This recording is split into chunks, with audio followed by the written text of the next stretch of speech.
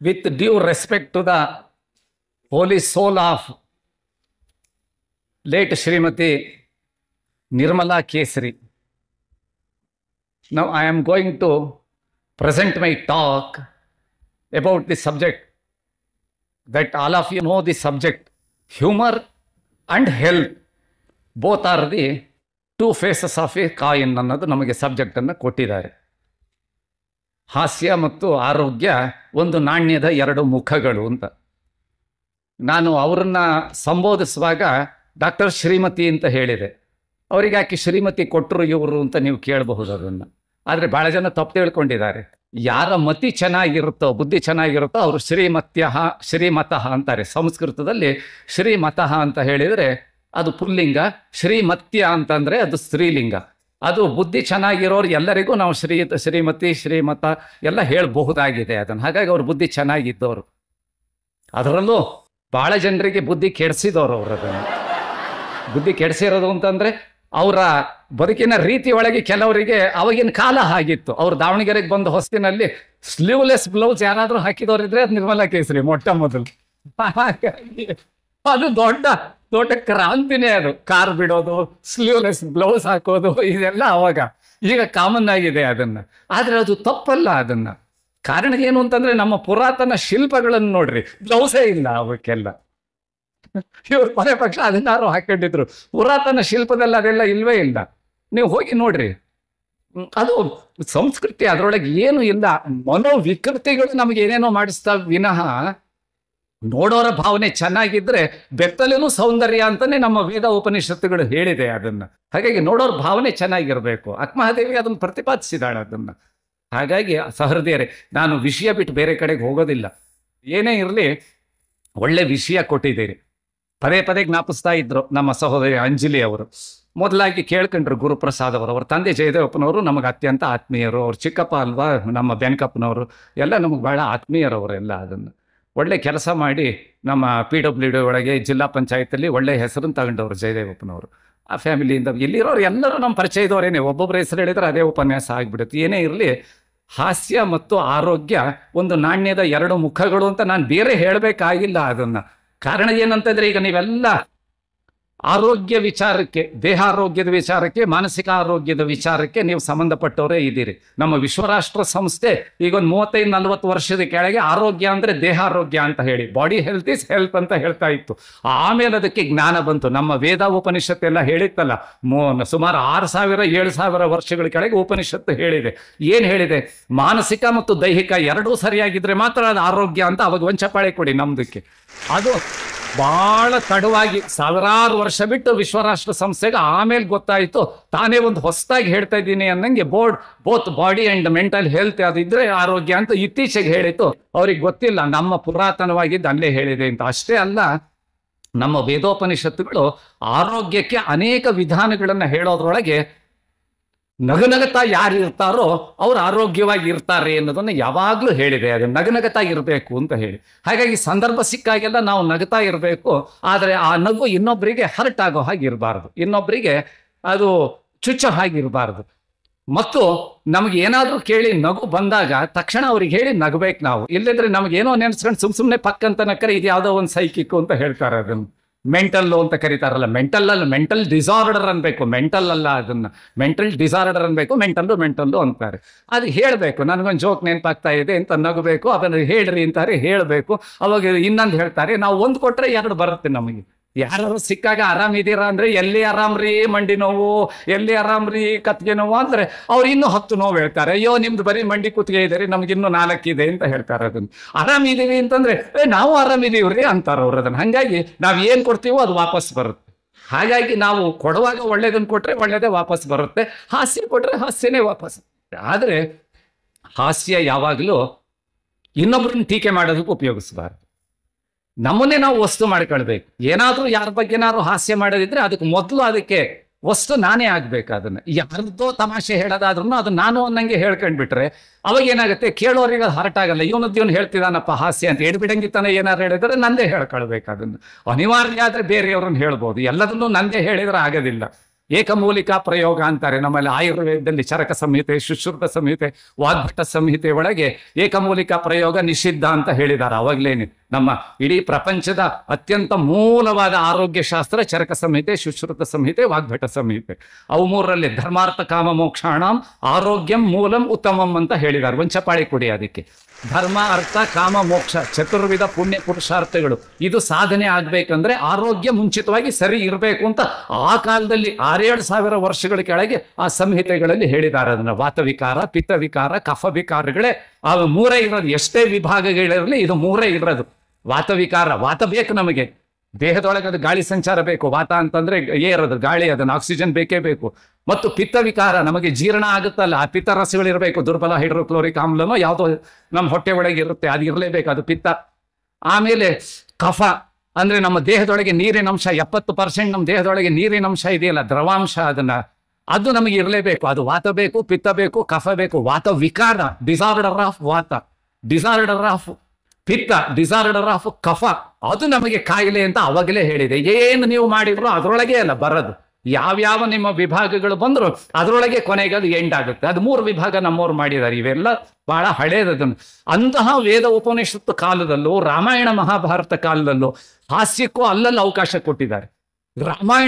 ರಾಮಾಯಣದಲ್ಲಿ ಅಂತ ಸೀತೆಯ ಅಪಹರಣ, ಅಂತ ರಾವಣನ ಸಂಹಾರ, ಅಂತ ವನವಾಸ, ಅದರೊಳಗೆ ರಸಂ ಏವ ಕರ್ಣ ಏವತ ಅಂತ ಹೇಳಿದ್ದಾರೆ. ಅಂದ್ರೆ ಕರ್ಣರಸನೇ ಮುಖ್ಯ ಅಂತ ಹೇಳಿದ್ದಾರೆ ಎಲ್ಲರೂ. ಅಂತ ರಾಮಾಯಣದಲ್ಲೂ ಎಲ್ಲಾದ್ರೂ ಒಂದು ಚೂರು ಹಾಸ್ಯ ತರಬೇಕು ಅಂತ ವಾಲ್ಮೀಕಿ ಎಷ್ಟು ಚೆನ್ನಾಗಿ ಹಾಸ್ಯ ಮಾಡಿದ್ದಾರೆ. ನಡೆದಿರ್ಬೋದು ಅದನ್ನ. ಸೀತೆಯನ್ನ ಗೆದ್ಕೊಂಡು ಬಂದ್ರಲ್ಲ, ಅದನ್ನ ಗೆಲ್ಲೋದು ಅಂತಂದ್ರೆ ಅದಿತ್ತು. ರಾವಣ ಹಿಡ್ಕೊಂಡು ಹೋಗಿದ್ದನ್ನ ವಶಪಡಿಸ್ಕೊಂಡು ಬಂದ್ರಲ್ಲ, ಅವಾಗ ಈ ಕಪಿವೀರರ ಹೆಂಡ್ರೆಲ್ಲ ಮಾತಾಡ್ಕೊಂಡ್ರಂತೆ. ಲಕ್ಷಾಂತರ ಸಂಖ್ಯೆ ಒಳಗೆ ನಮ್ಮ ಯಜಮಾನರುಗಳು ಕಪಿವೀರರೆಲ್ಲ ಹೋಗಿ ಎಷ್ಟೋ ಜನ ಸತ್ತರು, ಎಷ್ಟೋ ಜನ ಯುದ್ಧ ಮಾಡಿದ್ರು, ಗಾಯಗೊಂಡ್ರು.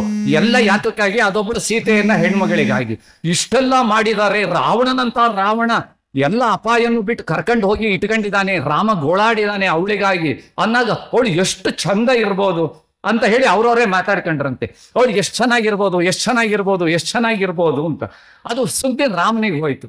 ಅವಾಗ ರಾಮ ಹೇಳಿದ್ನಂತೆ, ಅವಳಿಗೆ ಮುಸುಕ್ ಹಾಕ್ಬಿಡ್ರಿ, ಹಾಗೆ ಕರ್ಕೊಂಡು ಬರ್ರಿ, ಈ ಕಪಿವೀರರ ಹೆಂಡ್ರೆಲ್ಲ ನೋಡ್ಲಿ ಅವಳನ್ನ ಅಂತ ಹೇಳಿ. ಆಮೇಲೆ ಅವಳನ್ನ ಮುಸುಕ್ ಹಾಕದೇನೆ ಕರ್ಕೊಂಡು ಬಂದ್ರು.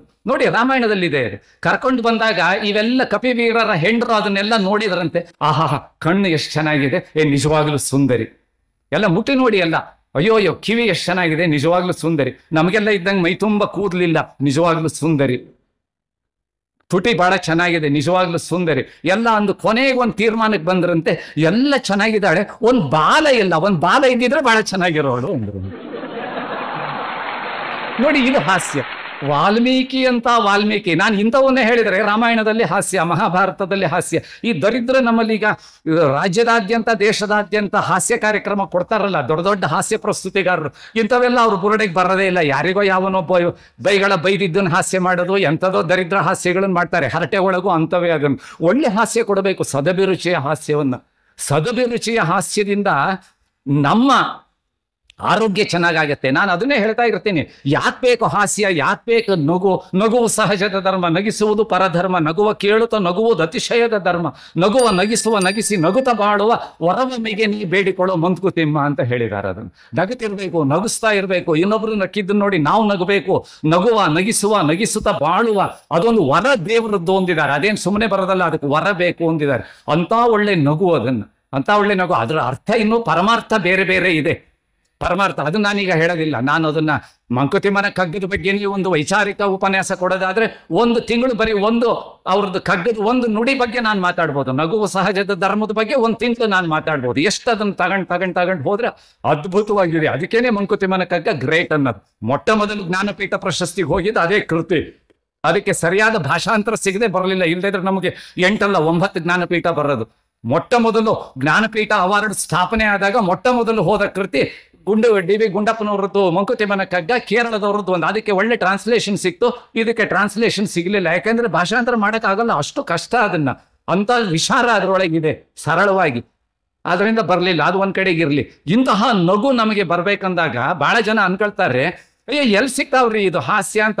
ನಾವು ಓಡಾಡ್ತಾ ಇರುವಾಗ ನಾವು ಒಂದು ಸ್ವಲ್ಪ ನಮಗೆ ಅದು ಹಾಸ್ಯ ಅಂತಲ್ಲ, ಯಾರದ್ದೋ ಮಾತುಕತೆಗಳು ನಮಗೆ ಹಾಸ್ಯ ಆಗುತ್ತೆ. ನಾನು ಮೊನ್ನೆ ಬೇಕರಿ ಎದುರು ಬರ್ತಾ ಇದ್ದೆ. ಬೇಕರಿ ಎದುರು ಬರ್ತಾ ಇರುವಾಗ ಅಲ್ಲಿ ಬೇಕರಿಯಲ್ಲಿ ಅವನು ತಗೊಳಕ್ ಬಂದವನು ಮತ್ತು ಕೊಡೋನು ಇಬ್ಬರು ಮಾತಾಡೋದು ಅವರಿಗದು ಹಾಸ್ಯ ಅಲ್ಲ, ಅವರಿಗದು ಮಾಮೂಲು ಅದು. ಆದ್ರೆ ನಮಗದು ಹಾಸ್ಯ ಆಯ್ತು.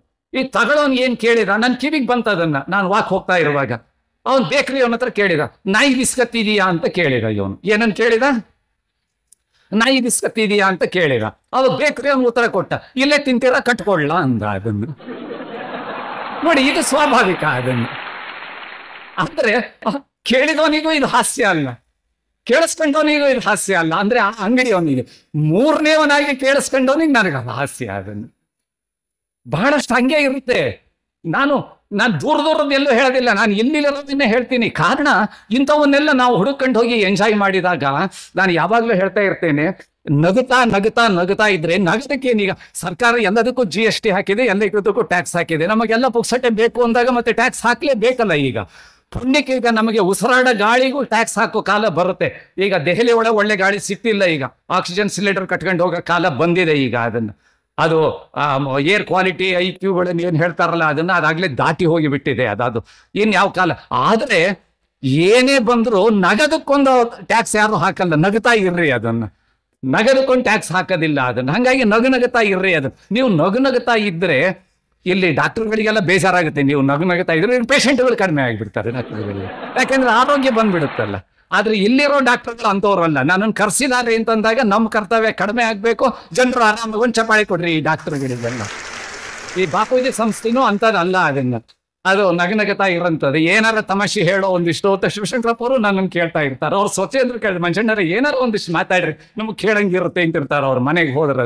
ಅಂದ್ರೆ ಎಲ್ಲರಿಗೂ ರಂಜನೆ ಬೇಕಾಗುತ್ತೆ, ಎಲ್ಲರಿಗೂ ವಿಚಾರ ಬೇಕಾಗುತ್ತೆ, ಎಲ್ಲರಿಗೂ ಅಧ್ಯಾತ್ಮ ಬೇಕಾಗುತ್ತೆ, ಎಲ್ಲರಿಗೂ ಪುರಾಣ ಬೇಕಾಗುತ್ತೆ, ಎಲ್ಲರಿಗೂ ಧರ್ಮದ ಬಗ್ಗೆ ಬೇಕಾಗುತ್ತೆ, ಎಲ್ಲರಿಗೂ ವಿಜ್ಞಾನ ಬೇಕಾಗುತ್ತೆ. ನಾನು ಪ್ರಪಂಚದ 20 ದೇಶಗಳಿಗೆ ಹೋಗಿ ಮಾತಾಡಿ ಬಂದಿದ್ದೀನಿ. ಪಕ್ಕದ ಪಾಕಿಸ್ತಾನ, ಅಫ್ಘಾನಿಸ್ತಾನದಿಂದ ದೂರದ Russia, Leningrad, Tashkent, Kiev, Sochi, Ukraine, Uzbekistan, Black Sea coast ಎಲ್ಲ ಕಡೆಗೆ ಹೋಗಿ ನಾನು ಉಪನ್ಯಾಸಗಳನ್ನ, ಪ್ರಾತ್ಯಕ್ಷಿಕೆಗಳನ್ನ ಕೊಟ್ಟಿದ್ದೀನಿ. ಬೇಕಾದಂಗೆ ಅಲ್ಲೆಲ್ಲ ಕೊಟ್ಟಿದ್ದೀನಿ, ಏನೇನು ಸಬ್ಜೆಕ್ಟ್ಗಳ ಬಗ್ಗೆ. ಆದರೆ ಈ ಹಾಸ್ಯದ ಬಗ್ಗೆ ಹೇಳುವಾಗ ನಮ್ಗೆ ಇನ್ನೊಂಚೂರು ಒಂದು ಗುಂಜಿ, ವಿಜ್ಞಾನದ ಬಗ್ಗೆ, ಅಧ್ಯಾತ್ಮದ ಬಗ್ಗೆ, ಸಾಹಿತ್ಯದ ಬಗ್ಗೆ, ಅಡುಗೆ ಬಗ್ಗೆ, ಯಾವ್ದು. ಇವತ್ತೊಂದು ಕಾರ್ಯಕ್ರಮದಲ್ಲಿ ನಾನು ಇದ್ನಲ್ಲ, ಅಲ್ಲೊಬ್ರು ಬಂದ್ರು, ಡಾಕ್ಟರ್ ಗೀತಾ ಅಂತ, ಅವರೇ ಜ್ಞಾಪಕ ಮಾಡಿದ್ರು, ಬ್ರೆಸ್ಟ್ ಫೀಡಿಂಗ್ ಬಗ್ಗೆ ಅದ್ಭುತವಾದ ಉಪನ್ಯಾಸ ನೀವು ಮಾಡಿದ್ರಿ ಅಂದ್ರು. ನಾನೇ ಮರ್ತು ಬಿಟ್ಟಿದ್ದೀನಿ. ದೇಹದಾನದ ಬಗ್ಗೆ, ಬಾಡಿ ಡೊನೇಷನ್ ಬಗ್ಗೆ ನಾನು ಇದೇ ವೇದಿಕೆ ಒಳಗೇನೆ ಭಾಷಣ ಮಾಡಿದ್ದೆ. ಯಾರು ನನಗೆ ಹೇಳಿದ್ರು, ನಿಮ್ಮಿಂದಾಗಿ ನಮಗೆ ಪ್ರೇರೇಪಣೆ ಆಯಿತು ಅಂತ. ಬಾಡಿ ಡೊನೇಟ್ ಯಾಕೆ ಮಾಡಬೇಕು, ಅದರಿಂದ ಏನು ನಮಗೆ ಒಳ್ಳೇದಾಗುತ್ತೆ ಮತ್ತು ಮೋಕ್ಷ ನಿಜವಾಗ್ಲೂ ಸಿಗುತ್ತೆ ಅಂತ ನಾನಿಲ್ಲಿ ಹೇಳಿದ್ದೆ. ಇನ್ನೊಂದ್ಸಲ ನೀವು ಕರೆಸಿದಾಗ ನಾನು ಮಾತಾಡ್ತೀನಿ, ಬೇಕಂತದೆಲ್ಲ. ಈಗ ನೋಡಿ, ಹಾಸ್ಯ ನಮಗೆ ಬೇಕಾದಾಗಿ ನಮ್ಮ ನಡುವೆ ಇರುತ್ತೆ. ದಡ್ಡತನದ ಪರಮಾವಧಿಯಿಂದನೂ ಹಾಸ್ಯ ಬರುತ್ತೆ, ಬುದ್ಧಿವಂತಿಕೆಯಿಂದನೂ ಹಾಸ್ಯ ಬರುತ್ತೆ. ನಾವು ಕೇಳಿ ಹೇಳಿ ಅಥವಾ ನಗೋರ್ ನೋಡಿ ನಾವು ನಗುತ್ತಾ ಇದ್ರೆ ಮುಖದ ಸ್ನಾಯುಗಳಿಗೆ ಇನ್ಯಾವ ವ್ಯಾಯಾಮನೂ ಇಲ್ಲ. ಈ ದರಿದ್ರ ವ್ಯಾಪಾರ ಮಾಡೋರು ನಿಮ್ಮ ಮುಖಕ್ಕೆ, ನಿಮ್ಮ ಬಾಯಿಗೆ ಎಲ್ಲ ಚೂಯಿಂಗಮ್ ಜಗದ್ ಬಿಟ್ರೆ ಭಾರಿ ವ್ಯಾಯಾಮ ಬರುತ್ತೆ. ಹಲ್ಲೆಲ್ಲ ಸಣ್ಣಾಗಿ ಹೋಗ್ತಾವೆ ಚೂಯಿಂಗಮ್. ಅದನ್ನ ಮಾರ್ಕೆಟ್ ಮಾಡೋದಕ್ಕೆ ಏನೇನೋ ಹುಟ್ಟಿಸ್ತಾರೆ. ಏನೇನೋ ಹಚ್ಕೊಂಡ್ರೆ ಮುಖ ಸುಂದರ ಆಗುತ್ತೆ ಅಂತಾರೆ. ಏನ್ ಫೇರ್ ಅಂಡ್ ಲವ್ಲಿ ಅವು ಹೆಸರಿದ್ರೆ ಅವ್ರಿಗೆ ಅಡ್ವರ್ಟೈಸ್ಮೆಂಟ್ ಅಂತ ಏನೇನೋ ಹಚ್ಕೊಳ್ಳೋದು, ಪ್ರಸಾದನ ಅಂತ. ಅವೆಲ್ಲ ಅಲ್ಲ. ಮುಖದ ಸೌಂದರ್ಯಕ್ಕೆ ನಗುನೇ ಮುಖದ ಸೌಂದರ್ಯ. ನಗಂತ ಮುಖಗಳು, ಕವಳು ಒಳಗೆ ಹೋಗಿ ಹಲ್ಲು ಉದುರೇನೋ ಅಜ್ಜಿ ಕೂಡ ನಕ್ಕರೆ ಸುಂದರವಾಗಿ ಕಾಣಿಸುತ್ತೆ. ಸುಂದರವಾಗಿರೋ ಹೇಮಮಾಲಿನಿ ಮುಖನ ಕಿವುಚಿದ್ರೆ ನಮಗದು ದರಿದ್ರ ಅನ್ಸುತ್ತೆ. ಕಾರಣ ಏನು ಅಂತ ಹೇಳಿದ್ರೆ, ಯಾಕೆಂದ್ರೆ ನಮ್ಮ ಕಾಲದ್ದು ಹೇಳ್ತೀನಿ ಹೇಮಮಾಲಿನಿ ಅಂತ. ಈಗ ನಾವು ಹೆಸರು ನಮಗೆ ಗೊತ್ತಿಲ್ಲ. ನಮಗೆ ಹೇಮಮಾಲಿನಿ, ಅದಕ್ಕಿಂತ ಮೊದಲು ವೈಜಯಂತಿ ಮಾಲಾ, ಆದರೆ ಜೊತೆಗೆ ನರ್ಗಿಸ್ಸು, ನಾವು ಅದನ್ನೆಲ್ಲ ನೋಡಿದವರು. ಈಗ ನಾನು ಸಿನಿಮಾ ನೋಡ್ದೇನೆ 52 ವರ್ಷ ಆಯ್ತು. ಈಗ ಹೋಗೋದೇ ಇಲ್ಲ. ಯಾಕೆ ಬೇಕು ಈ ಸಿನಿಮಾಗಳು ಅಂತ ಹೋಗ್ತಾನೆ ಇಲ್ಲ. ಈಗ ನಮ್ಮ ಕಾಲದ್ದು ಹೇಳ್ತೀವಿ. ಆದ್ರೆ ಈಗಿನ ಯಾರ್ಯಾರಿದ್ದಾರೋ ನಮಗೆ ಯಾರು ಗೊತ್ತದನ್ನು. ಏನೇ ಇರಲಿ ಅದನ್ನ ಈಗ ಯಾರೋ ಒಬ್ಳು ಬರ್ತಾ ಇದಿಲ್ಲ, ಎಂಥದ್ದು ಕಂಗನಾನ ಯಾರದೀಗ ರಣಾವತ್ತ ಎಂಥದ್ದು ಅದನ್ನ, ಅದೇ ಅವೆಲ್ಲ ನಮ್ಗೆ ಗೊತ್ತಿಲ್ಲ, ಹೆಸರುಗಳದನ್ನು ಗೊತ್ತಿಲ್ಲ. ಯಾಕೆ ಹೇಳ್ತಿದ್ದೀರಿ ಅಂತಂದ್ರೆ ನೀವು ಕೊಡ್ತಾರಲ್ಲ ಪೇಪರಲ್ಲಿ ಓದಿದಾಗ ಹೇಳ್ತೀವಿ. ಅದು ಏನೇ ಇರಲಿ, ನಗುತ್ತಾ ಇದ್ರೆ ಮುಖದ ಎಲ್ಲ ಸ್ನಾಯುಗಳು, ಎಲ್ಲ ಮಸಲ್ಸ್, ಅದಕ್ಕೆ the best example only laughing ಅಂತ ಹೇಳಿದ್ದಾರೆ. ಅದನ್ನ ಮುಖದ ಸ್ನಾಯುಗಳಿಗೆ ಬೆಸ್ಟ್ ಎಕ್ಸರ್ಸೈಸ್ ಯಾವುದು ಅಂತ ಹೇಳಿದ್ರೆ ಲಾಫಿಂಗ್ ಅಷ್ಟೇ. ಅದನ್ನ ನಗುತ್ತಾ ಇರಬೇಕು. ನಕ್ಕಾವ ಗೆದ್ದಾವ ಅಂದಿದ್ದಾರೆ ದ.ರಾ. ಬೇಂದ್ರೆ ಅವ್ರು. ಯಾವ ನಗುತ್ತಾನೋ ಅವನೇ ಗೆದ್ಬಿಟ್ಟ ಈ ಪ್ರಪಂಚದಲ್ಲಿ. ನಕ್ಕಾವ ಗೆದ್ದಾವ. ಎಷ್ಟು ಒಳ್ಳೆ ಧಾರವಾಡದ ಭಾಷೆ ಒಳಗೆ ಒಂದು ಚಪಾಳೆ ಕೊಡ್ರಿ ಬೇಂದ್ರೆ ಅವ್ರನ್ನ. ಯಾಕೆಂದ್ರೆ ಅವಾಗ ಚಪಾಳೆ ಯಾಕೆ ಕೊಡಿಸ್ತೀನಿ ಅಂತಂದ್ರೆ ನೀವು ಜಡ ಆಗ್ಬಾರ್ದು, ನಿಮ್ಮಲ್ಲೂ ರಕ್ತ ಸಂಚಾರ ಚೆನ್ನಾಗಿ ಆಗ್ತಿರ್ಬೇಕು ಚಪಾಳೆ ತಟ್ಟೋದ್ರಿಂದ ಅಂತ ಹೇಳಿ. ಅದಕ್ಕಾಗಿ ಕೊಡ್ಸೋದು. ಏನ್ ನನ್ ಬೆನ್ ತಟ್ಟಕ್ಕಲ್ಲ. ಅವ್ರೇನ್ ಬಂದೀಗ ಯಾಕಪ್ಪ ನನಗೆ ಚಪಾಳೆ ತಟ್ಟಿಸ್ಲಿಲ್ಲ ಅಂತ ಬೇಂದ್ರೇನು ಕೇಳಲ್ಲ, ನಿರ್ಮಲಾ ಕೇಸರಿನೂ ಕೇಳಲ್ಲ. ಆದ್ರೆ ಇದು ಎಲ್ಲದೂ ಯಾಕೆ ಅಂತಂದ್ರೆ ನಿಮ್ಮ ನಡುವೆ ಒಂದ್ ರೀತಿ ನೀವು ತಟಸ್ಥವಾಗಿ ಇರಬಾರ್ದು. ನಿದ್ದೆ ಬಂದ್ಬಿಡುತ್ತೆ ಒಂದೊಂದ್ಸಲ. ಅದು ಇರಬಾರ್ದು ಅನ್ನೋದಕ್ಕೆ ಹೇಳ್ತಾ ಇರೋದು. ಈ ನಿದ್ದೆ ಬಂದ್ರು ನಮ್ಮ ಮೇಷ್ಟ್ರು ಎಷ್ಟು ಹಾಸ್ಯದಲ್ಲಿ ಹೇಳ್ತಾ ಇದ್ರು ಗೊತ್ತಾ? ನಮ್ಗೆ ಒಂದೊಂದೇ ನೆನಪಾಗುತ್ತೆ. ಬರೀ ಅವರಿಗೆ ಒಂದು 40 ನಿಮಿಷನೋ 1 ಗಂಟೆ ಟೈಮ್ ಕೊಟ್ಟಿದ್ದಾರೆ. 3 ತಾಸು ಟೈಮ್ ಕೊಟ್ರೆ ಅದ್ಭುತವಾಗಿ ಹೇಳ್ಬೋದು ಅದನ್ನ. ನನಗೆ ನಾವು ಶಾಲೆ ಒಳಗೆ ಓದುವಾಗ ಏಕಶಿಕ್ಷಕ ಶಾಲೆ. ಪೂರ್ವಕ್ಕೆ ಮುಖಾಗಿ ಕೂತವ್ರು 1ನೇ ಕ್ಲಾಸು, ಪಶ್ಚಿಮಕ್ಕೆ ಮುಖಾಗಿ ಕೂತವ್ರು 2ನೇ ಕ್ಲಾಸು, ಉತ್ತರಕ್ಕೆ ಮುಖಾಗಿ ಕೂತವ್ರು 3ನೇ ಕ್ಲಾಸು, ದಕ್ಷಿಣಕ್ಕೆ ಮುಖಾಗಿ ಕೂತವ್ರು 4ನೇ ಕ್ಲಾಸು. ನಡುವೆ ಒಬ್ರು ಮೇಷ್ಟ್ರು. ನಾವು ಅವ್ರಿಗೆ ಬೆನ್ನು ಹಾಕಿ ಕೂತ್ಕೊಳ್ತಾ ಇದ್ವಿ. ಇಲ್ಲೇ 1ನೇ ಕ್ಲಾಸ್ ಪಾಠ ಅಂದ್ರೆ 1ನೇ ಕ್ಲಾಸ್ ಪಾಠ. 2, 3, 4 ಕೇಳ್ಬೋದು, ಅವ್ರಿಗೆ ಅಡ್ವಾನ್ಸ್ ಆಗಿ ಸಿಗುತ್ತೆ. ಲೇ ಇದು 4ನೇ ಕ್ಲಾಸ್ ಪಾಠ ಅನ್ನೋರು. ಅವಾಗ 3, 2, 1 ಕ್ಲಾಸ್ ಅವ್ರು ಕಿವಿ ಮುಚ್ಕೊಳ್ಳಂಗಿಲ್ಲ. ಇವ್ರಿಗೆ ಅಡ್ವಾನ್ಸ್ ಆಗಿ ಸಿಗುತ್ತೆ, ಅವರಿಗೆ ಲೇಟ್ ಆಗಿ ಸಿಗುತ್ತೆ ಅವ್ರಿಗೆ. ಹಂಗಾಗಿ 4ನೇ ಕ್ಲಾಸಲ್ಲಿ ಇರೋರಿಗೆ 1, 2, 3 ಪಾಠ ಮರ್ತು ಹೋಗಲ್ಲ. 1ನೇ ಕ್ಲಾಸಲ್ಲಿ ಇರೋರಿಗೆ 4ನೇ ಕ್ಲಾಸಿನ ಪಾಠನು 3ನೇದು 2ನೇದು ಬೇಗ ಸಿಕ್ಬಿಡುತ್ತೆ. ಹಂಗಾಗಿ ನಾವೆಲ್ಲ ಬುದ್ಧಿವಂತರಾಗಿ ಬಿಡ್ತಿದ್ವಿ.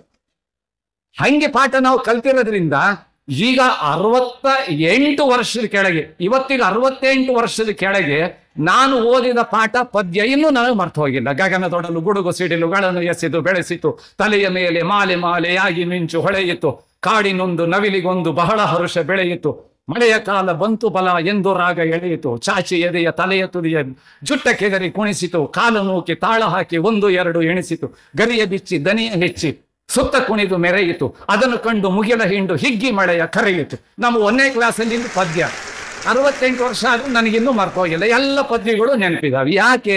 ಆ ಥರ ಪಾಠ ಕೇಳಿದ್ವಿ. ಪಾಠ ಮಾಡ್ತಾ ಇರುವಾಗ ಆ ಮೇಷ್ಟ್ರುಗಳು ಹೆಂಗೆ ಅಂದ್ರೆ, ನಾನು ಮಂಜುನಾಥ, ನಮ್ಮಣ್ಣ ಆನಂದರಾಮ್ ಶಾಸ್ತ್ರಿ ದೊಡ್ಡ ಪತ್ರಕರ್ತರು, ಅವರು 3ನೇ ಕ್ಲಾಸು, ನಾನು 1ನೇ ಕ್ಲಾಸು.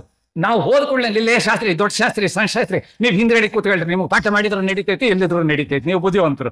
ಲೇ ರೇವಣಿ ಮುಂದ್ ಬಾರಲ್ಲಿ, ನೀವೆಲ್ಲ ದಡ್ರು, ಮುಂದ್ ಬಾ, ನಿನ್ಗೆ ಹೇಳ್ಕೊಡ್ತೀನಿ.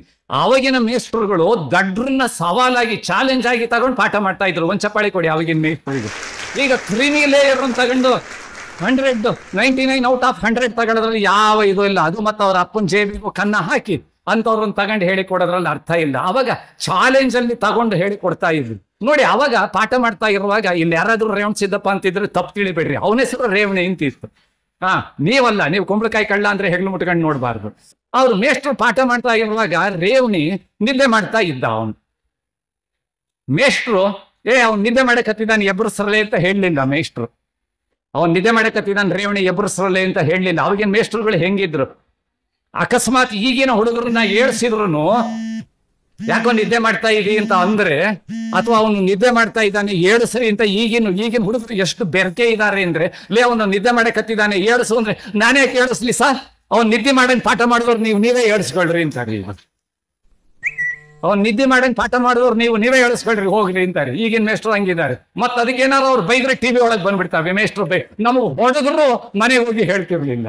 ನಾವು ಹೊಡೆತ ತಿಂದಿಲ್ಲ, ನಮ್ ಜೊತೆಗೆ ಇದ್ದವರು ಹೊಡೆದ್ರು ಮನೆಗೆ ಹೋಗಿ ಹೇಳ್ತಿರ್ಲಿಲ್ಲ. ಅವ್ನು ಗುರುಪ್ರಕಾಶ ಅನ್ನೋನಿಗೆ ಮೇಷ್ಟ್ರು ಹೊಡೆದ್ರು. ನಮ್ಮ ಪೇಟೆ ಒಳಗೆ ಇದ್ದ ಅವನು, ದೊಡ್ಡ ಜವಳಿ ವರ್ತಕರ ಮಗ. ಆಮೇಲೆ ಕರೆದು ಹೇಳಿದ್ರು, ಇವನಿಗೆ ನಾನು ಚೆನ್ನಾಗಿ ಹೊಡೆದಿದ್ದೀನಿ, ಇವನು ಮಗ್ಗಿ ಕಲ್ತಿಲ್ಲ. ಆಮೇಲೆ ಅವ್ರ ಅಂಗಡಿಗೆ ಹೋಗಿ ಅವ್ರ ಅಜ್ಜೋರಿಗೆ ಹೇಳಿದ್ರು, ಮೇಷ್ಟ್ರು ಹೊಡೆದಿದ್ದಾರೆ ಅಂತ ಹೇಳ್ರಿ ಅಂದ್ರು. ಅವಾಗ ಮೇಷ್ಟ್ರು ಹಂಗಿದ್ರು, ಹೊಡೆದಿದ್ದನ್ನು ಹೇಳಿ ಕಳಿಸೋರು. ನಾನು ಹಿರೇತನ ಮಾಡಿ ಯಾರು ನೋಡಿದಾರೋ ಅವ್ರ ಅಂಗಡಿ ಅಂದ್ರು. ನಾನು ನೋಡಿದ್ದೀನಿ ಅಂತ ಹೋಗಿ ಅವ್ರ ಅಜ್ಜನಿಗೆ ಹೇಳಿದೆ, ನಿಮ್ಮ ಮೊಮ್ಮಗ ಗುರು ಹೊಡೆದ್ರು ಮೇಷ್ಟ್ರು ಅಂತ. ಅವರು ಗಚ್ಕಟ್ಟಿಗೆ ಕಬ್ಬಿಣದ ಇರುತ್ತಲ್ಲ, ಅದನ್ನ ಕಬ್ಬಿಣದ ಬಟ್ಟೆ ಎಳೆಯ ಗಚ್ಕಟ್ಟಿಗೆ ಅದನ್ನ ತಗೊಂಡು ರಪ್ಪ ಹೊಡಿಯಕ್ಕೆ ಶುರು ಮಾಡಿದ್ರು. ಅಜ್ಜರೇ ಹೊಡಿಬೇಡ್ರಿ, ಅವನಿಗಾಗಲೇ ಹೊಡೆದಾರೆ, ನಿನ್ಗೂ ಹೊಡಿತೀನಿ ತಗೋ, ನಮ್ಮ ಮರ್ಯಾದೆ ಕಳೆದಾನೆ ಅಂತ ಹೊಡೆದು. ಈಗ ಅಂಥವ್ರು ಸಿಗ್ತಾರ ಅಂತ ಅಜ್ಜೋರು ಸಿಗ್ತಾರ? ಅವ್ರಿಗೆ ಹೊಡೆಸ್ಕೊಂಡವನು ಎದುರಿಗೆ ಇದ್ದಾನೆ, ಸಿಕ್ತಿರ್ತಾನೆ ನನಗೆ ಅದನ್ನು. ಅವ್ರ ಅಜ್ಜೋರು ಹೋಗಿದಾರ ಅದನ್ನು. ಅವಾಗಿನ ಕಾಲ ಹಂಗಿತ್ತು ನೋಡಿ. ಅವನು ರೇವಣಿ ಮಲ್ಕಂಡ್ರೆ ಎಷ್ಟು ಹಾಸ್ಯ ಪ್ರಜ್ಞೆ, ಅದರೊಳಗೆ ಸಾಹಿತ್ಯ ಅಂದ್ರೆ ನಮ್ಮ ಮೇಷ್ಟ್ರಿಗೆ. ಅವ್ನು ಮಲ್ಕೊಂಡಿದ್ದಾನೆ ಏಳಿಸ್ರಿ ಅಂದಿಲ್ಲ. ಇದನ್ನ ಎಲ್ಲರೂ ಗಮನ ಇಟ್ಟು ಕೇಳ್ರಿ, ಬೇಕಾದ್ರೆ ಬರ್ಕೊಳ್ರಿ, ಇಲ್ಲ ನಿಮ್ಮ ಮೊಬೈಲಲ್ಲಿ ರೆಕಾರ್ಡು ಬೇಕಾದ್ರೆ ಮಾಡ್ಕೊಳ್ರಿ. ಇದು ಮಾಡ್ಕೊಳ್ತಾ ಇದೆ ಈಗ, ಇದ್ರದ್ದು ನಾವಿಲ್ಲಿ ತಗೊಳ್ರಿ ಬೇಕಾದ್ರೆ. 6 ತಲೆ ಕಪ್ಪಾದವನ 10 ತಲೆ ಕೆಂಪಾದವನ ಸಕನ ಸುತನ ಸ್ವಾಮಿಯ ವೈರಿಯ ಸೋದರನ ಮಡದಿಯು ಬಿಗಿದಪ್ಪಿದಳ ಅವನನ್ನ ಎಬ್ಬರಿಸ್ರಲ್ಲೇ ಎಂದ್ರು ಮೇಷ್ಟ್ರು. ಅದನ್ನ ನೋಡಿ ಎಷ್ಟು ಚೆನ್ನಾಗಿದೆ. ಅದನ್ನ 6 ತಲೆ ಕಪ್ಪಾದವನ 10 ತಲೆ ಕೆಂಪಾದವನ ಸಕನ ಸುತನ ಸ್ವಾಮಿಯ ವೈರಿಯ ಸೋದರನ ಮಡದಿಯು ಬಿಗಿದಪ್ಪಿದಳು ರೇವಣಿನ ಎಬ್ಬರಿಸ್ರಲ್ಲೇ ಎಂದ್ರು. 6 ತಲೆ ಯಾರಿಗಿರುತ್ತೆ? 6 ತಲೆ? ಉತ್ತರ ಕೊಡ್ರಿ, ನಿಮ್ಗೊಂದು ಚಪಾಳಿ ತಟ್ಟಿಸ್ತೀನಿ. ಯಾರಿಗಿರುತ್ತೆ 6 ತಲೆ? ಯಾರಾದ್ರೂ ಉತ್ತರ ಕೊಡ್ರಿ. ಯಾರಿಗೆ? ಒಬ್ರು ಹೇಳ್ರಿ. ಷಣ್ಮುಖ ಯಾರು ಹೇಳಿದ್ದು ಷಣ್ಮುಖ ಅಂತ? ಏನಮ್ಮ ಹೆಸರು? ನಾಗರತ್ನ ಅವರಿಗೆ ಒಂದು ಚಪ್ಪಾಳೆ ಕೊಡಿ. 10 ತಲೆ, ಅದು ನೀವು ಎಲ್ಲರೂ ಹೇಳ್ತೀರಿ. 10 ತಲೆ ಯಾರಿಗಿದೆ? ರಾವಣ. ಅದನ್ನ ಹೆಣ್ಮಕ್ಳಂತೂ ತುಂಬಾ ಜೋರಾಗಿ ಹೇಳ್ತೀರಿ ರಾವಣ ಅಂತ. ಯಾಕೆಂದ್ರೆ ನಿಮಗೆಲ್ಲ ರಾವಣ ಬಹಳ ಇಷ್ಟ, ಹೌದಾ ಅಲ್ವಾ? ಕಾರಣ ಏನು ಅಂದ್ರೆ, ಒಂದು $1 ಮಿಲಿಯನ್ ಕ್ವಶನ್ ಇದೆ. $1 ಮಿಲಿಯನ್ ಕ್ವಶನ್.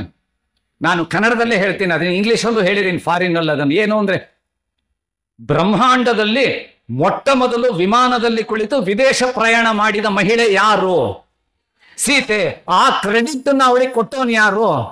ಮತ್ತೆ ನಿಮಗೆಲ್ಲ ಇಷ್ಟ ಆಗ್ಬೇಕಲ್ಲ ಹೆಣ್ಮಕ್ಳಿಗೆ, ಆ ಸೀತೆಗೆ ಅಂತ ಕ್ರೆಡಿಟ್ ಕೊಟ್ಟ ಅಂತ. ನಾವು ತಮಾಷೆ ಹೇಳೋದು, ನಿಜವಾಗ್ಲೂ ನಿಮಗೆ ನಮ್ಮ ಭಾರತದ ಹೆಣ್ಣು ಮಕ್ಕಳಿಗೆ ರಾವಣನ ಬಗ್ಗೆ ಎಷ್ಟು ಸಿಟ್ಟಿದೆ ಅಂತಂದ್ರೆ, ಈಗೇನಾರ ಅವ್ನು ಬಂದ್ರೆ ಎಡಗೈಯಲ್ಲಿ ಕಪಾಳು ಕೊಡೋದು 10 ತಲೆ ತೆಗಿಯಕ್ಕೆ ನೀವು ರೆಡಿ ಇದ್ದೀರಿ. ಅಷ್ಟು ಶಕ್ತಿ ನಿಮಗೆ ಬರುತ್ತೆ, ಅಷ್ಟು ಸಿಟ್ಟು ನಿಮಗಿದೆ. ಅದನ್ನು ಆದ್ರೆ ಅವ್ನು ಸತ್ತೋಗ್ಬಿಟ್ಟಿದ್ದಾನೆ, ಬರಲ್ಲ. ಬಂದ್ರೆ ನೀವು ಡೆಫಿನೆಟ್ಲಿ ಹೊಡೆದು ಕೊಲ್ತೀರಿ. ಬರೋ ಬಲಗೈಯಲ್ಲ ಎಡಗೈಯಲ್ಲೇ ಹೊಡಿತೀರಿ ನೀವು, ಹೌದಲ್ಲಮ್ಮ ದೇವಿಕ?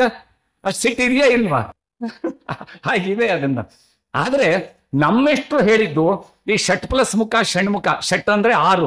ಅದು ನೋಡಿ, ನಮ್ಮ ಸಂಸ್ಕೃತದಲ್ಲಿ ಕನ್ನಡದಲ್ಲಿ ಷಟ್ ಅಂದ್ರೆ 6 ತೆಕ್ಕಳುತ್ತೆ. ಅದೇ ಇಂಗ್ಲೀಷಲ್ಲಿ ಷಟ್ ಅಂದ್ರೆ ಇರೋದೊಂದು ಬಾಯಿ ಮುಚ್ಕೊಳ್ಬೇಕು ನಾವು. ಶಟ್ ಯುವರ್ ಮೌತ್ ಅಂದ್ರೆ ಹೆಂಗಿದೆ ಭಾಷೆ ನೋಡ್ರಿ. ನಾವು ಷಟ್ ಅಂತಂದ್ರೆ 6 ಮುಖ ತೆಕ್ಕಳುತ್ತೆ, ಮುಖ ಷಣ್ಮುಖ. ಷಟ್ ಪ್ಲಸ್ ಮುಖ ಷಣ್ಮುಖ. ಅದೇ ಅವ್ರಿಗೆ ಷಟ್ ಅಂದ್ರೆ ಇರೋದೊಂದು ಬಾಯಿನೂ ಮುಚ್ಕೊಳ್ಬೇಕು. ಶಟ್ ಯುವರ್ ಮೌತ್ ಅಂದ್ರೆ, ಷಟ್ ಅಂದ್ರೆ ಸಾಕು ಮುಚ್ಕೊಂಡ್ಬಿಡ್ಬೇಕು ಅಲ್ಲಿ. ಆದ್ರೆ ನಮ್ಮೆಷ್ಟು ಹೇಳಿದ್ದು ಈ ಷಣ್ಮುಖನ 6 ತಲೆನೂ ಅಲ್ಲ, ರಾವಣನ 10 ತಲೆನೂ ಅಲ್ಲ. ಮೇಷ್ಟ್ರು ಹೇಳಿದ್ದನ್ನ ನಾವು ಹೆಂಗೆ ತಿಳ್ಕೊಳ್ಬೇಕಂತಂದ್ರೆ, ನನಗೆ ಉತ್ತರ ಗೊತ್ತಿತ್ತು, ನಮ್ಮ ಅಣ್ಣನಿಗೆ ಉತ್ತರ ಗೊತ್ತಿತ್ತು. ಹೇಳ್ತೀವಿ ಅಂತಂದ್ರೆ, ಮೇಷ್ಟ್ರಲ್ಲೇ ಶಾಸ್ತ್ರಿ ನೀವು ಬುದ್ಧಿವಂತರು ಸುಮ್ಕಿರು ದಡ್ರೇಂಡಿ ಅಂದ್ರ ಅದನ್ನು. ಆಮೇಲೆ ಅವ್ರು ಸೋತ್ರ ಅಂದ್ಮೇಲೆ ನಮ್ಮ ಅಣ್ಣ ನಿಂತು ಎದ್ದು ಹೇಳಿದ್ರು ಅದನ್ನು. 6 ತಲೆ ಕಪ್ಪಾದವನ ಅಂದ್ರೆ ಆರಿದ ಕೂಡಲೇ ಕಪ್ಪಾಗುತ್ತೆ, 10 ತಲೆ ಕೆಂಪಾದವನ ಅಂದ್ರೆ ಹೊತ್ತಿದ ಕೂಡಲೇ ಕೆಂಪಾಗುತ್ತೆ. ಏನದು? ಕೆಂಡ, ಇಜ್ಲು. ಅದು ಹೊತ್ತಿದ ಕೂಡಲೇ ಕೆಂಪಾಗುತ್ತಾ ಇಲ್ವಾ? ಕೆಂಡ. ಆರಿದ ಕೂಡಲೇ ಕಪ್ಪಾಗುತ್ತಾ ಇಲ್ವಾ? ಹಂಗಾಗಿ ಅದೇನು? ಕೆಂಡ ಅಂದ್ರೆ ಅದಕ್ಕೆ ಯಾವುದಕ್ಕೆ ಕಾರಣ? ಅಗ್ನಿ, ಹೌದಾ ಅಲ್ವಾ? 6 ತಲೆ ಕಪ್ಪಾಗೋದು, ಹೊತ್ತಿದ ಕೂಡಲೇ ಕೆಂಪಾಗೋದಕ್ಕೆ ಕಾರಣ ಅಗ್ನಿ.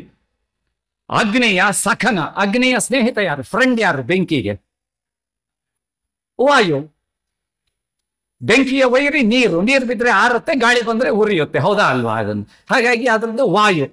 ಸಖನ, ಸಖ ಅಂದ್ರೆ ಸ್ನೇಹಿತ, ಅವನದ್ದು ವಾಯು. ಅವನ ಸುತನ, ಸುತ ಅಂದ್ರೆ ಮಗ. ವಾಯುವಿನ ಸುತ ಯಾರು? ಹನುಮಂತ, ಆಂಜನೇಯ, ಹೌದಾ ಅಲ್ವಾ? ಭೀಮನು ವಾಯುಸುತ ಅಂತಾರೆ, ಆದ್ರೆ ಅದಕ್ಕಿಂತ ಪೂರ್ವದಲ್ಲಿ ವಾಯುಸುತ ಹನುಮಂತ. ಅವನ ಸ್ವಾಮಿಯ, ಹನುಮಂತನ ಸ್ವಾಮಿ ಯಾರು? ರಾಮ. ಅವನ ವೈರಿಯ, ಅವನ ವೈರಿ ಯಾರು? ರಾವಣ. ಅವನ ಸೋದರನ, ರಾವಣನ ಸೋದರ ಯಾರು? ಕುಂಭಕರ್ಣ. ನೀವು ಕುಂಭಕರ್ಣ ಅಂದವರಿಗೆಲ್ಲ ಒಂದು ಚಪ್ಪಾಳೆ ಕೊಡ್ರಿ. ವಿಭೀಷಣ ಅಂದವ್ರು ಸೋತರು. ಯಾಕೆಂದ್ರೆ ವಿಭೀಷಣ ಪಕ್ಷಾಂತರ ಮಾಡಿದ. ಅವಾಗ ಆಂಟಿ ಡಿಫೆಕ್ಷನ್ ಬಿಲ್ಲು ಮೋಷನ್ನು ಇರಲಿಲ್ಲ, ಅವನ್ ಪಕ್ಷಾಂತರ ಮಾಡಿದ. ಆದ್ರೆ ಕುಂಭಕರ್ಣ ಅಲ್ಲೇ ಉಳ್ಕೊಂಡಿದ್ದ. ಪಕ್ಷಾಂತರ ನಿಷೇಧ ಕಾಯ್ದೆ ಅವಾಗ ಇರಲಿಲ್ಲ, ಅವ್ನು ಮಾಡಿಬಿಟ್ಟ ಅದನ್ನ. ಹಾಗಾಗಿ ಕುಂಭಕರ್ಣ ನೀನೇ ನನ್ನ ತಮ್ಮ, ಯಾಕೆಂದ್ರೆ ಇಲ್ಲೇ ಉಳ್ಕೊಂಡಿದೆ ಅಂತ. ಕುಂಭಕರ್ಣ ಅವನ ಮಡದಿಯು. ಬಹಳ ಜನರಿಗೆ ಕುಂಭಕರ್ಣನ ಹೆಂಡತಿ ಯಾರು ಅಂತ ಗೊತ್ತಿಲ್ಲ. ಆದ್ರೆ ದಿವಸ ಅವಳು ಬಂದು ನಿಮ್ಮನ್ನು ಅಪರಾಧದಲ್ಲಿ ಹೋದ್ರೆ ನಿಮಗೆ ಉಳಿಗಾಲನೇ ಇಲ್ಲ. ಕುಂಭಕರ್ಣನ ಹೆಂಡತಿ ನಿದ್ರಾದೇವಿ. ಬಹಳ ಜನರಿಗೆ ಅದು ಗೊತ್ತಿಲ್ಲ. ಕುಂಭಕರ್ಣನ ಹೆಂಡತಿ ನಿದ್ರಾದೇವಿ. ಹಂಗಾಗಿನೇ ಅವನಿಗೆ ಮಲ್ಕೊಂಡ್ರೆ ಎಚ್ಚರನೇ ಆಗ್ತಿರಲಿಲ್ಲ, ತಿವು ಎಳಿಸ್ಬೇಕಾಗಿತ್ತು. ಅವನಿಗೆ 6 ತಿಂಗಳು ನಿದ್ದೆ ಬಂದ್ಬಿಡೋದು, ಕಾರಣ ಅವನ ಹೆಂಡತಿ ನಿದ್ರಾದೇವಿ. ನೋಡಿ, ಕುಂಭಕರ್ಣ ಅಂದ್ರೆ 6 ತಲೆ ಕಪ್ಪಾದವನ, 10 ತಲೆ ಕೆಂಪಾದವನ, ಸಕನ ಸುತನ ಸ್ವಾಮಿಯ ವೈರಿಯ ಸೋದರನ ಮಡದಿಯು ಬಿಗಿದಪ್ಪಿದಾಳು ರೇವಣಿನ ಅಂತಂದ್ರೆ ನಿದ್ರಾದೇವಿ ಕುಂಭಕರ್ಣನ ಹೆಂಡತಿ ಇಟ್ಕೊಂಡಿದ್ದಾಳೆ ಅಂತ. ಒಂದ್ ಚಪ್ಪಾಳೆ ಯಾಕೆ ಕೊಡ್ಬಾರ್ದು ನೀವು? ಇಂಥವನ್ನೆಲ್ಲ ಕೇಳ್ತಾ ಇದ್ರೆ, ಹೇಳ್ತಾ ಇದ್ರೆ, ಹೇಳೋರಿಗೆ 100 ಖುಷಿ ಆದ್ರೆ ಕೇಳೋರಿಗೆ 1000 ಖುಷಿ ಆಗುತ್ತೆ. ನಮ್ಮ ಕನ್ನಡದಲ್ಲಿ ಇಂಥದ್ದು ಬೇಕಾದಂಗಿದೆ. ಅದನ್ನು ಇಂಥವನ್ ಬಿಡ್ತಾರೆ, ಏನೇನೋ ಕೊಳಕ ಹಾಸ್ಯ ಹೇಳೋರನ್ನೆಲ್ಲ ಕರ್ಕೊಂಡು ಬಂದು ಮಾಡಿಸ್ತಾರೆ. ಅದನ್ನು ಮಾಡ್ಕೊಂಡಿ ಅಂತ ನಾವು ಸುಮ್ಮನೆ ಇರ್ತೀವಿ. ಅವ್ರ ಅದೃಷ್ಟ ಪಡ್ಕೊಂಡು ಬಂದಿದ್ದಾರೆ. 25-30 ಸಾವಿರ ಲಕ್ಷ ತಗೊಂಡು ಏನೇನೋ ಹೇಳಿ ಹೋಗ್ತಾರಷ್ಟೇ. ಅದು ನಾವೆಲ್ಲ 200 ರೂಪಾಯಿ ಕೊಟ್ಟು ಅವ್ರನ್ನ ಕರೆಸ್ತಿದ್ವಿ ನಮ್ಮ ಹ್ಯೂಮರ್ ಕ್ಲಬ್ಗೆ 30 ವರ್ಷದ ಕೆಳಗೆ. ಕಾರ್ಡ್ ಬರೆದು ಬೇಡ್ಕೊಂಡು ಬರ್ತಿದ್ರು. ಈಗ ನಾವು ಕರೆದ್ರೇನೆ 20 ಸಾವಿರ ಕೊಡ್ರಿ, 30 ಸಾವಿರ ಕೊಡ್ರಿ ಅಂತಾರೆ. ಹೇಳೋದು ನೋಡಿದ್ರೆ ದರಿದ್ರ ಹಾಸ್ಯಗಳು ಅಲ್ಲ. ಬುದ್ಧಿವಂತಿಕೆಯಿಂದ ಹಾಸ್ಯ ಬರುತ್ತೆ, ದಡ್ಡತನದಿಂದ ಹಾಸ್ಯ ಬರುತ್ತೆ. ನಾವು ಕಂಡ್ರೆ ಅದು ಬರುತ್ತೆ. ಅದನ್ನು ತೀರ ದಡ್ಡರಾದ್ರೂ ಹಾಸ್ಯ ಬರುತ್ತೆ, ತೀರ ಬುದ್ಧಿವಂತರಾದ್ರೂ ಹಾಸ್ಯ ಬರುತ್ತೆ. ನಾನು ರೈಲಲ್ಲಿ ಹೋಗುವಾಗ 2 ಥರ ಹಾಸ್ಯನೂ ನಾನು ನೋಡಿದ್ದೇನೆ. ಮತ್ತು ನಿಮಗೆ ಇನ್ನೊಂದು ಮಾತು ಹೇಳ್ತೀನಿ. ಈ ವೈದ್ಯಕೀಯ ಕ್ಷೇತ್ರದಲ್ಲಿ ನೀವೆಲ್ಲ ಡಾಕ್ಟರ್ಗಳಿದ್ದೀರಿ, ಅಥವಾ ಡಾಕ್ಟರ್ ಜೊತೆಗೆ ನೀವು ವ್ಯವಹಾರ ಮಾಡುವ ದಾದಿಯರಿದ್ದೀರಿ, ಶುಶ್ರೂಷಕಿಯರಿದ್ದೀರಿ, ಪೇಷಂಟ್ಗಳು ಇದ್ದೀರಿ, ಪೋಷಕರು ಇದ್ದೀರಿ. ನೋಡಿ, ಲಾಫ್ಟರ್ ಈಸ್ ಬೆಸ್ಟ್ ಮೆಡಿಸನ್ ಅಂತ ಇದೆ. ಅದನ್ನು ಹೌದಾ ಅಲ್ವಾ? ನಗುವೇ ದಿವ್ಯ ಔಷಧಿ ಅಂತ, ಲಾಫ್ಟರ್ ಈಸ್ ಬೆಸ್ಟ್ ಮೆಡಿಸನ್ ಅಂತ ಇದೆ. ಅದಕ್ಕಿಂತ ದೊಡ್ಡ ಔಷಧನೇ ಇಲ್ಲ ಅಂತ ಹೇಳಿ ನಗು ನಗುತ್ತಾ ಇದ್ದು ಬಿಟ್ರೆ ಯಾವ ಔಷಧನೂ ಬೇಡ ಅನ್ನೋರು. ನಮ್ಮಲ್ಲಿ ಇಲ್ಲಿ ಹಿರಿಯ ತಲೆಗಳು ಯಾರು ಇದ್ರೆ, ನಮ್ಮ ದೊಡ್ಡಪೇಟೆಯವರು ಒಬ್ರು ಇದ್ದಾರೆ ಇಲ್ಲ, ಅವ್ರಿಗೆ ಗೊತ್ತಿರುತ್ತೆ ಅದನ್ನ. ಅಲ್ಲಿ ಒಂದು ದೀಪದಯ್ಯನವ್ರದ್ದು ಮುನ್ಸಿಪಲ್ ಆಸ್ಪತ್ರೆ ಅಂತ ಇತ್ತು, ಅದಕ್ಕೆ ಡಾಕ್ಟರ್ ದೀಪದಯ್ಯ ಐನತಿ ಶರಣಪ್ಪನವ್ರು ಕಟ್ಸಿದ್ದ ಅದನ್ನ. ನಾವೆಲ್ಲ ಅವಾಗ ನಮ್ಮ ತಮ್ಮನ್ನ ತಂಗಿನ ಎಲ್ಲ ಕರ್ಕೊಂಡು ಅಲ್ಲಿಗೆ ಹೋಗ್ತಾ ಇದ್ವಿ. ಆ ಸ್ವರ ಯಾಕೋ ಆಗ್ತಿದೆ ಅಲ್ವಾ, ಏನ್ ತೊಂದರೆ ಇಲ್ವಾ? ಹಾ ಸರಿ ಕೇಳಿಸ್ತಿದೆಯಲ್ಲ ಕೊನೆವರೆಗೂ? ಹಾ, ಆ ದೀಪದಯ್ಯನ ಆಸ್ಪತ್ರೆಗೆ ಹೋದಾಗ ಅವ್ರು ಆಯುರ್ವೇದ ಡಾಕ್ಟರ್, ಅವರು ಅಲೋಪತಿಕ್ಕೂ ಬೇಕಾದಾಗ ಕೊಡ್ತಿದ್ರು, ಆಂಟಿಬಯೋಟಿಕ್ಕು ಅಥವಾ ಅನಾಲ್ಜಿನ್ನೋ ಅಥವಾ ಪ್ಯಾರಾಸಿಟಮಾಲು, ಅದನ್ನು ಅವಾಗ ಮಿಕ್ಸರಿಗೆ ಹಾಕಿ ಕುಲುಕಿ ಕೊಡೋದಿರುತ್ತೆ. ಅದನ್ನ ಸಾಮಾನ್ಯವಾಗಿ ದಶಮೂಲಾರಿಷ್ಟ ಅಂತ ಸಿಹಿ ಆಗಿರೋದು, ಶೀತ ನೆಗಡಿ ಕೆಮ್ಮು ಅನ್ನೋದಕ್ಕೆಲ್ಲ ಏನು ಕಾಯಿಲೆ ಇಲ್ಲದೋ ಮಕ್ಕಳು ಅಲ್ಲಿಗೆ ಹೋಗೋರು ಬಾಟ್ಲೆ ಇಟ್ಕೊಂಡು. ಯಾಕೆಂದ್ರೆ ನೆಗಡಿ ಡಾಕ್ಟ್ರೆ ಶೀತ ಡಾಕ್ಟ್ರೆ ಅಂತಂದ್ರೆ ಅವರೊಂದಿಷ್ಟು ದಶಮೂಲಾರಿಷ್ಟ ಕೊಡ್ತಾರೆ, ಅದನ್ನು ಕುಡಿಬಹುದು ಅಂತ. ಅದರಿಂದ ಏನು ಸೈಡ್ ಎಫೆಕ್ಟ್ ಇಲ್ಲ. ದಶಮೂಲಾರಿಷ್ಟ ಅದು ಒಳ್ಳೇದೇ, ಸಿಹಿ ಆಗಿರೋ ಕಷಾಯ. ಅದನ್ನ ಏನೇ ಇರಲಿ, ಅವರಲ್ಲೊಂಥರ ಹಾಸ್ಯ ಪ್ರಜ್ಞೆ ಇತ್ತು. ನಾವೇ ನೋಡಿದಂಗೆ ಡಾಕ್ಟ್ರೆ ತಲೆ ತಿರುಗ್ತೈತಿ, ಕಂಬು ಕಟ್ಟು ಅನ್ನೋರು ನೋಡಿ ತಕ್ಷಣ ಅದನ್ನು, ಡಾಕ್ಟ್ರೆ ಯಾಕೋ ತಲೆ ತಿರುಗ್ತೈತಿ ಕಂಬು ಕಟ್ಟು ಅನ್ನೋರು. ಅವಾಗ ನಕ್ ಬಿಡೋರು, ನಕ್ ಕೊಡ್ಲೇನೆ ಅರ್ಧ ತಲೆ ತಿರುಗಿದಾಗ ಅಲ್ಲೇ ಕಡಿಮೆ ಆಗಿಬಿಡೋದು. ಅದನ್ನು ಡಾಕ್ಟ್ರೆ ಹೊಟ್ಟೆ ನೋವು ಅನ್ನೋರು, ಎಲ್ಲಿ ತಲೆಯಾಗ ಅನ್ನೋರು, ಹ್ಞೂ ಅನ್ನೋರು, ಆಮೇಲೆ ಇಲ್ಲ ಅನ್ನೋರು, ಆಮೇಲೆ ನಗೋರು, ಪೇಷಂಟ್ ನಗೋರು, ಡಾಕ್ಟರ್ ನಗ್ತಾನೆ ಇರಲಿಲ್ಲ. ಅವ್ರು ಶ್ರೀಮದ್ ಗಾಂಭೀರ್ಯದಿಂದ ಕೇಳೋರು, ಹಂಗೆ ಮುಖ ಅಂದ್ರೆ ಒಳ್ಳೆ ಖಳನಾಯಕನ ಮುಖ ಮಾಡ್ಕೊಂಡು ಕೇಳೋರು. ಆದ್ರೆ ಎಷ್ಟು ಹಾಸ್ಯ ಅವರಲ್ಲಿ ಇತ್ತು. ಅದನ್ನು ಬೇಕು, ಡಾಕ್ಟರ್ಗಳಲ್ಲೂ ಹಾಸ್ಯ ಬೇಕು. ಅದು ನೋಡಿ, ಅನೇಕ ವೈದ್ಯಕೀಯ ತಜ್ಞರು ಹೇಳ್ತಾರೆ, ನಾವು ಕೊಡೋ ಔಷಧಿಗಿಂತನೂ ನಾವು ರೋಗಿಗಳಿಗೆ ಕೊಡುವ ಭರವಸೆನೇ ಹೆಚ್ಚು ಕೆಲಸ ಮಾಡುತ್ತೆ ಅಂತ ಹೇಳ್ತಾರೆ. ಅದನ್ನು ಭರವಸೆನೇ ಕೆಲಸ ಮಾಡುತ್ತೆ ಅಂತ. ನಡೆದಿರೋ ವಿಚಾರ, ತುಂಬಾ ಏನೇನೋ ಕಾಯಿಲೆಗಳನ್ನು ಇಟ್ಕೊಂಡು ಒಬ್ಬ ವ್ಯಕ್ತಿ ಹೋಗಿದ್ದಾನೆ, ನಡೆದಿರೋ ವಿಚಾರ, ನಾನು ಹೆಸರುಗಳನ್ನೆಲ್ಲ ಹೇಳೋದಿಲ್ಲ. ಆಮೇಲೆ ಡಾಕ್ಟರ್ ಹತ್ರ ಹೋಗಿ, ಏನಿಲ್ಲಪ್ಪ ನಾನು ಕೊಡೋ ಔಷಧದಿಂದ ನಿನಗೆಲ್ಲ ಗುಣ ಆಗುತ್ತೆ, ನೀನೇನು ಚಿಂತೆ ಪಡಲೇಬೇಡ, ಹೋಗು, ನಿನಗೆ 15 ದಿವಸದಿಂದ 1 ತಿಂಗಳೊಳಗೆ ಕರೆಕ್ಟಾಗಿ ಇದನ್ನು ತಗೋ, ನಿನಗೆ ಗುಣ ಆಗುತ್ತೆ ಅಂತ ಕಳಿಸಿದ್ರು. ಅವ್ನು ಯಾರ್ಯಾರನ್ನೆಲ್ಲ ಕೇಳಿದೆ, ಭರವಸೆ ಕೊಟ್ಟಿರಲಿಲ್ಲ. ಈ ಡಾಕ್ಟರ್ ಹೇಳಿದ್ರಲ್ಲ ಅಂತೇಳಿ ಕರೆಕ್ಟಾಗಿ ಹೋಗಿ ಅದನ್ನು ತಗೊಂಡ, ಬೆಳಿಗ್ಗೆ ಮಧ್ಯಾಹ್ನ ಸಾಯಂಕಾಲ ತಗೊಂಡ. ತಿಂಗಳು ಬಿಟ್ಟು ಬಂದ ಅವನು, ತಿಂಗಳಿಗಿಂತ ಮೊದಲೇ ಬಂದ, ಬೇಗ ಗುಣ ಆಯಿತು ಅಂತ. ಚೆಕಪ್ ಮಾಡಿದ್ರು, ಏನು ತೊಂದರೆ ಇಲ್ಲ ಅಂದ್ರು. ಕೇಳಿದ ಅವನು, ಯಾರ್ಯಾರ ಹತ್ರನೂ ಹೋಗಿದ್ದೆ ಡಾಕ್ಟ್ರೇ, ಯಾರು ಏನ್ ಕೊಟ್ಟರು ಆಗಿರಲಿಲ್ಲ, ಆದ್ರೆ ನೀವು ಖಂಡಿತ ಗುಣ ಆಗುತ್ತೆ ಈ ಔಷಧದಿಂದ ಅಂತ ನೀವು ಭರವಸೆ ಕೊಟ್ಬಿಟ್ರಲ್ಲ, ನಾನು ಬಹಳ ನಂಬಿಕೆಯಿಂದ ಅದನ್ನು ತಗೊಂಡೆ, ನನಗೆ ಗುಣ ಆಯಿತು ಅಂದ್ರೆ. ಅವಾಗ ಡಾಕ್ಟರ್ ನಗ್ತಾ ಹೇಳಿದ್ರು, ನಿನ್ಗೆ ಪೂರ್ತಿ ಗುಣ ಆಗಿದೆ ಅಲ್ವಾ? ಹೌದು ಡಾಕ್ಟ್ರೆ, ಚೆಕಪ್ ಮಾಡಿದ್ರೆ ನಿನಗೇನು ಇಲ್ಲ, ಮುಂದದು ಬರೋದು ಇಲ್ಲ. ಈಗ ಸತ್ಯ ಹೇಳ್ತೀನಿ, ನಾನೀಗ ಕೊಟ್ಟಿದ್ದದು ಗುಳಿಗೆನೇ ಅಲ್ಲ, ನೀನು ಬರೀ ಶುಂಠಿ ಪೆಪರ್ಮೆಂಟ್ ಕೊಟ್ಟಿದ್ದೆ, ಅದ್ರೊಳಗೆ ಔಷಧಿನೇ ಇಲ್ಲ. ನೀನು ನಂಬಿಕೆಯಿಂದ ಅದನ್ನು ತಿಂದಿಯಲ್ಲ, ನುಂಗಿದೆಯಲ್ಲ, ನಿನಗಾದ ನಂಬಿಕೆನೇ ಗುಣ ಮಾಡಿದೆ ಎಂದ್ರು. ಅಂದ್ರೆ ಬರೀ ನಂಬಿಕೆಯಿಂದ ಕಾಯಿಲೆ ಕಲ್ಕೊಂಡ್ರಿ ಅಂತಲ್ಲ, ಡಾಕ್ಟರ್ ಬಗ್ಗೆ ಮತ್ತು ಔಷಧಗಳ ಬಗ್ಗೆ ನಿಮಗೆ ನಂಬಿಕೆನೂ ಬೇಕಾಗುತ್ತೆ. ಅಂತಹ ಡಾಕ್ಟ್ರು ಹಾಸ್ಯ ಪ್ರಜ್ಞೆ ಇರಬೇಕು. ಅವರಲ್ಲಿ ಹಾಸ್ಯ ಪ್ರಜ್ಞೆ ಇಲ್ಲದೆ ಹೋದ್ರೆ, ದಾವಣಗೆರೆಯಲ್ಲಿ ನಡೆದಿದ್ದನ್ನೇ ನಾನು ಹೇಳ್ತೀನಿ. ಅದಕ್ಕಿಂತ ಮೊದಲು ನಮ್ಮ ಮಾಧ್ಯಮದವರಿಗೆ ಒಂದು ಮಾತು ಹೇಳ್ತೀನಿ. ನಗುತ್ತಾ ಇರುವಾಗ ನಮಗೆ ಮಾನಸಿಕವಾಗಿ ದೈಹಿಕವಾಗಿ ಯಾಕೆ ಆರೋಗ್ಯ ಬರುತ್ತೆ ಅಂದ್ರೆ, ಡಾಕ್ಟರ್ಗಳು ನನಗಿಂತ ಚೆನ್ನಾಗಿ ಹೇಳ್ತಾರೆ, ನಾವು ನಗುತ್ತಾ ಇದ್ದಾಗ ಮನಸ್ಸಿನಲ್ಲಿ ನಾವು ಹಾಸ್ಯವನ್ನು ತಗೊಂಡಾಗ ಆ ನಗುವಿನಿಂದ ನಮ್ಮ ದೇಹದಲ್ಲಿ ಎಂಡಾರ್ಫಿನ್ ಅಂತ ಒಂದು ಗ್ರಂಥಿ ಉತ್ಪತ್ತಿ ಆಗುತ್ತೆ. ಆ ಎಂಡಾರ್ಫಿನ್ ಗ್ರಂಥಿ ಉತ್ಪತ್ತಿ ಆಗುತ್ತಲ್ಲ, ಅದು ನಮಗೆ ಪ್ರವೋಕ್ ಮಾಡಿ ನಮ್ಮ ಎಲ್ಲ ಮಾನಸಿಕ ಕಾಯಿಲೆಗಳನ್ನು ಅದು ತೆಗೆಯುತ್ತೆ ಎಂಡಾರ್ಫಿನ್. ಅದರಿಂದ ನಮ್ಮ ದೈಹಿಕ ಕಾಯಿಲೆಗಳು ನಮಗೆ ಮರೆ ಆಗುತ್ತೆ. ಹಾಗಾಗಿ ಎಂಡಾರ್ಫಿನ್ ಗ್ರಂಥಿ, ಇದನ್ನ ಡಾಕ್ಟರ್ಗಳೇ ನಮ್ಮ ಹ್ಯೂಮರ್ ಕ್ಲಬ್ ಅಲ್ಲಿ ಹೇಳಿದ್ರು. ಅದು ಒಂದ್ ಕಡೆಗೆ ಇರಲಿ. ಡಾಕ್ಟ್ರಿಗೆ ಹಾಸ್ಯ ಇಲ್ಲದೆ ಹೋದ್ರು ಈ ಪೇಷಂಟ್ಗಳಲ್ಲಿ ಹಾಸ್ಯ ಇರುತ್ತೆ. ನಾನು ಡೆಂಟಲ್ ಕಾಲೇಜಲ್ಲಿ ಒಂದ್ಸರ್ತಿ ಹೋಗಿದ್ದೆ, ಅದನ್ನ ವಿಶ್ವರಾಧ್ರು ಚೇರ್ಮನ್ ಇರುವಾಗ. ಅಲ್ಲಿ ಹಲ್ಲು ಕೇಳಿಸೋದಕ್ಕೊಬ್ಳು ಅಜ್ಜಿ ಬಂದಿದ್ಲು. ಅವಳನ್ನ ಕೂರಿಸ್ಕೊಂಡು ಹಲ್ಲು ಕೇಳೋದಕ್ಕೆಲ್ಲ ರೆಡಿ ಮಾಡ್ಕೊಂಡಿದ್ರು ಡಾಕ್ಟ್ರು. ಅವಾಗ ಡಾಕ್ಟರ್ ಯಾರು ಅಂತಾನೋ ಹೆಸರು ಬೇಕಾದ್ರೆ ಹೇಳ್ತೀನಿ, ಬೇಡ ಈಗ ಅದನ್ನ ಬಾಲಾಜಿನೋ ಯಾರೋ ಡಾಕ್ಟರ್ ಇದ್ರು ಅವಾಗ. ಅದನ್ನ ಅವರು ಹಲ್ಲು ಕೀಳೋದಕ್ಕೆ ರೆಡಿ ಮಾಡ್ಕೊಂಡು, ಅಜ್ಜಿ ಬಾಯಿ ಕಳಿ, ಹಲ್ಲು ಕೀಳಬೇಕಾ ಬೇಡವಾ ಅಂತ ಅಂದ್ರು. ಅಜ್ಜಿ ಬಾಯಿ ಕಳಿತು. ಸಾಕಾಗಲ್ಲ ಒಳಗಿಂದ ಅದನ್ನ ತೆಗಿಯೋದಕ್ಕೆ, ಅಜ್ಜಿ ಇನ್ನೂ ಬಾಯಿ ಕಳಿ ಅಂತ. ಅವಾಗೆಲ್ಲ ಏನೇನೋ ಹಾಕಿ ಬಾಯಿ ಕಳಿಸೋದಿರಲಿಲ್ಲ. ನಾನು ಹೇಳೋದು 30 ವರ್ಷದ ಕೆಳಗಿನ ಮಾತು. ಆಮೇಲೆ ಇನ್ನ ಬಾಯಿ ಕಳಿ ಅಂದ್ರು. ಅಜ್ಜಿ ಇನ್ನೂ ಬಾಯಿ ಕಳಿ ಅಂದಾಗ ಪಾಪ ಅಜ್ಜಿಗಳಿಗೆ ಇನ್ನೆಷ್ಟು ಬಾಯಿ ಕಳಿಯಕ್ಕೆ ಬರುತ್ತೆ. ತೀರಾ ಸೊಸೆಗೆ ಬೈಯೋದಾದ್ರೆ ಒಂದಿಷ್ಟಾರು ಬಾಯಿ ಕಳಿಬೋದು. ಈಗ ಸುಮ್ಮನೆ ಬಾಯಿ ಕಳಿ ಅಂತಂದ್ರೆ ಎಲ್ಲಿ ಕಳಿಯುತ್ತೆ? ಈಗ ಅಂತ ಅತ್ತೆ ಅಂದ್ರೆ ಇಲ್ಲ. ಈಗ ಬಯ್ಯ ಸೊಸೆ ಅಂದ್ರೆ ಬಂದಿದ್ದಾರೆ, ಅತ್ತೆ ಅಂದ್ರೆ ಸುಮ್ಮನೆ ಇರ್ತಾರೆ. ಈಗ ಯಾರು ಕುಂಬಳಕಾಯಿ ಕಳ್ಳ ಅಂದ್ರೆ ಹೆಂಗೆ ಮುಟ್ಕೊಂಡು ನೋಡ್ಬೇಡ್ರಿ. ಆದ್ರೆ ಆ ಅಜ್ಜಿ ಇನ್ನ ಬಾಯಿ ಕಳಿ ಅಂತ ಡಾಕ್ಟರ್ ಹೇಳಿದ್ರಲ್ಲ, ಅದು ಬಾಯಿ ಕಳಿಯೋದ್ಬಿಟ್ಟು ಬಾಯಿ ಮುಚ್ಕೊಂತು, ಹೂಗಳು ನುಂಗಿತ್ತು. ಆಮೇಲೆ ಡಾಕ್ಟ್ರೇ ಒಂದ್ ಪ್ರಶ್ನೆ ಕೇಳಲ್ಲ ಅಂತು. ಅಯ್ಯೋ ಕೇಳವ, ಏನ್ ಪ್ರಶ್ನೆ ಅಂತಂದ್ರು. ಅದು ಡಾಕ್ಟ್ರೇ ಇನ್ನ ಬಾಯಿ ಕಳಿ ಅಂತಿರಲ್ಲ, ನೀವು ಇಕ್ಕಳ ಒಳಗಿಟ್ಟು ಹಲ್ ಕೀಳ್ತಿರೋ, ನೀವೇ ಬಾಯಿ ಒಳಗೆ ಹೋಗಿ ಹಲ್ ಕಿತ್ಕೊಂಡು ಬರ್ತೀರೋ ಅಂತ. ನೀವೇ ಬಾಯಿ ಒಳಗೆ ಹೋಗಿ ಹುಲ್ ಕಿತ್ಕೊಂಡು ಬರ್ತೀರೋ ಅಂತ. ನೋಡಿ ಅಜ್ಜಿ ಅಷ್ಟೇ ಹೇಳಿ ಸುಮ್ಮನೆ ಕೂತಿತ್ತು. ಡಾಕ್ಟ್ರಿಗೆ ಕೈಯಲ್ಲಿರೋದೆಲ್ಲ ಒದರೋದು, ನಕ್ಕು ನಕ್ಕು ನಕ್ಕು, ಪಕ್ಕದಲ್ಲಿರೋರಿಗೂ ನಗು, ಪಕ್ಕದ ಪೇಷಂಟ್ಗಳಿಗೆ ನಗು. ಅಂದ್ರೆ ಒಂದು ಅಜ್ಜಿ ತನ್ನ ನೋವಿನಲ್ಲೂ ಡಾಕ್ಟರ್ಗೆ ಪ್ರತಿಕ್ರಿಯೆ ಕೊಡೋದ್ರಲ್ಲಿ ಹಾಸ್ಯ ಕೊಡೋದಕ್ಕೆ ಸಾಧ್ಯ ಇದೆ ಅಂತಂದ್ರೆ ನೀವು ಎಂತೆಂಥ ಹಾಸ್ಯಗಳನ್ನ ಕೇಳ್ಬೋದು, ಹೇಳ್ಬೋದು, ಅನುಭವಿಸ್ಬೋದು, ಅಥವಾ ನಮ್ಮಂಥವ್ರನ್ನ ಕರೆಸಿ ಇಂಥವೆಲ್ಲ ಹಾಸ್ಯಗಳನ್ನ ಕೇಳಿ ಇನ್ನೊಬ್ಬರಿಗೆ ಹೇಳ್ಬೋದು. ಹೌದಾ ಅಲ್ವಾ? ನಾನು ನಿಮ್ಗೆ ಹೇಳ್ತಾ ಇದ್ದೆ, ದಡ್ಡತನದಿಂದನೂ ಹಾಸ್ಯ ಬರುತ್ತೆ, ಬುದ್ಧಿವಂತಿಕೆಯಿಂದನೂ ಹಾಸ್ಯ ಬರುತ್ತೆ. ನಾನು ಧಾರವಾಡದಿಂದ ದಾವಣಗೆರೆಗೆ ಒಂದ್ಸರ್ತಿ ನೋಡೋಣ ಅಂತ ಪ್ಯಾಸೆಂಜರ್ ಟ್ರೈನಲ್ಲಿ ಬರ್ತಾ ಇದ್ದೆ. ನಾನು ಧಾರವಾಡದಲ್ಲಿ ಹತ್ತಿ ಬರುವಾಗ ಹುಬ್ಬಳ್ಳಿಲ್ಲ ಅದು ನಿಂತ್ಕೊಂಡು, ಹುಬ್ಬಳ್ಳಿ ಮತ್ತೊಂದೆರಡು ಕಡೆ ನಿಂತ್ಕೊಂಡಿತ್ತು. ಪ್ಯಾಸೆಂಜರ್ ಟ್ರೈನ್ ಅಲ್ವಾ ಅದು ಬರೀ ನಿಲ್ತಾನೆ ಇರುತ್ತೆ, ಹೋಗ್ತಾನೆ ಇರುತ್ತೆ, ಕೈ ಹಿಡ್ದಲ್ಲೆಲ್ಲ ನಿಲ್ದಂಗೆ ಇರ್ತಾವೆ ಪ್ಯಾಸೆಂಜರ್ ಟ್ರೈನ್. ಅದನ್ನು ನಿಧಾನ ಬರ್ತಿರ್ತದ, ಅದಕ್ಕೆ ಟಿಕೆಟು ಅಷ್ಟೇ ಇಟ್ಟಿರ್ತಾರೆ. ಅದು ಹುಬ್ಬಳ್ಳಿಲಿ ಒಬ್ಬಳು ಲೇಡಿ ಹತ್ತಿದ್ಲು, ತುಂಬಾ ಎಜುಕೇಟೆಡ್ ಅನ್ನೋ ಹಾಗಿದ್ಲು ಅವಳು, ತುಂಬಾ ಬಹಳ ಟಾಕ್ಟಿಕ್ ಆಗಿದ್ಲು ಅವಳು, ತುಂಬಾ ಬುದ್ಧಿವಂತೆ ಹಾಗೆ ಕಾಣಿಸ್ತಾ ಇದ್ಲು. ಕೈಯಲ್ಲಿ ವ್ಯಾನಿಟಿ ಬ್ಯಾಗ್ ಎಲ್ಲ ಹಿಡ್ಕೊಂಡು ಬಂದು ಕೂತ್ಕೊಂಡ್ಲು.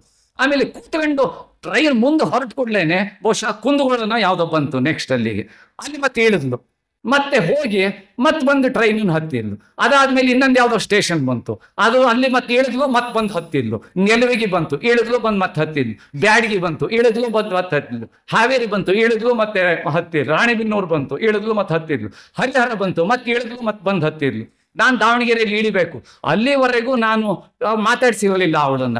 ಬರುವಾಗ ನನ್ನ ಮುಖ ನೋಡಿ ಒಂದ್ಸರ್ತಿ ಸ್ಮೈಲ್ ಕೊಟ್ಲು, ನಾನು ಸ್ಮೈಲ್ ಕೊಟ್ಟೆ ಕೂತಿದ್ವಿ. ಕೊನೆ ಕೇಳಿದೆ, ಮೇಡಮ್ ನೀವು ಪ್ರತಿ ಸ್ಟೇಷನ್ ಬಂದಾಗನು ಇಳಿತೀರಿ ಮತ್ತೆ ಹತ್ತುತ್ತೀರಲ್ಲ, ಯಾಕೆ ಅಂತ ಕೇಳಿದೆ. ಅಯ್ಯೋ ಅನುಮಾನ ನಿಮಗೆ ಬರೋದ್ರಲ್ಲಿ ಸ್ವಾಭಾವಿಕ ಸಾರದು, ನನ್ನ ಪರಿಸ್ಥಿತಿ ನಿಮಗೇನು ಗೊತ್ತು, ನಾನೀಗ ಬೆಂಗಳೂರಿಗೆ ಹೋಗ್ತಾ ಇದ್ದೀನಿ, ಹುಬ್ಬಳ್ಳಿಯಿಂದ ಬೆಂಗಳೂರಿಗೆ, ನನಗೆ ಹಾರ್ಟ್ ಪ್ರಾಬ್ಲಮ್ ಇದೆ, ಡಾಕ್ಟರ್ ಹೇಳಿದ್ದಾರೆ ಲಾಂಗ್ ಜರ್ನಿ ಮಾಡಬೇಡ ಅಂತ, ಅದಕ್ಕೆ ಕಟ್ ಜರ್ನಿ ಮಾಡ್ತಾ ಇದ್ದೀನಿ ಅಂತ.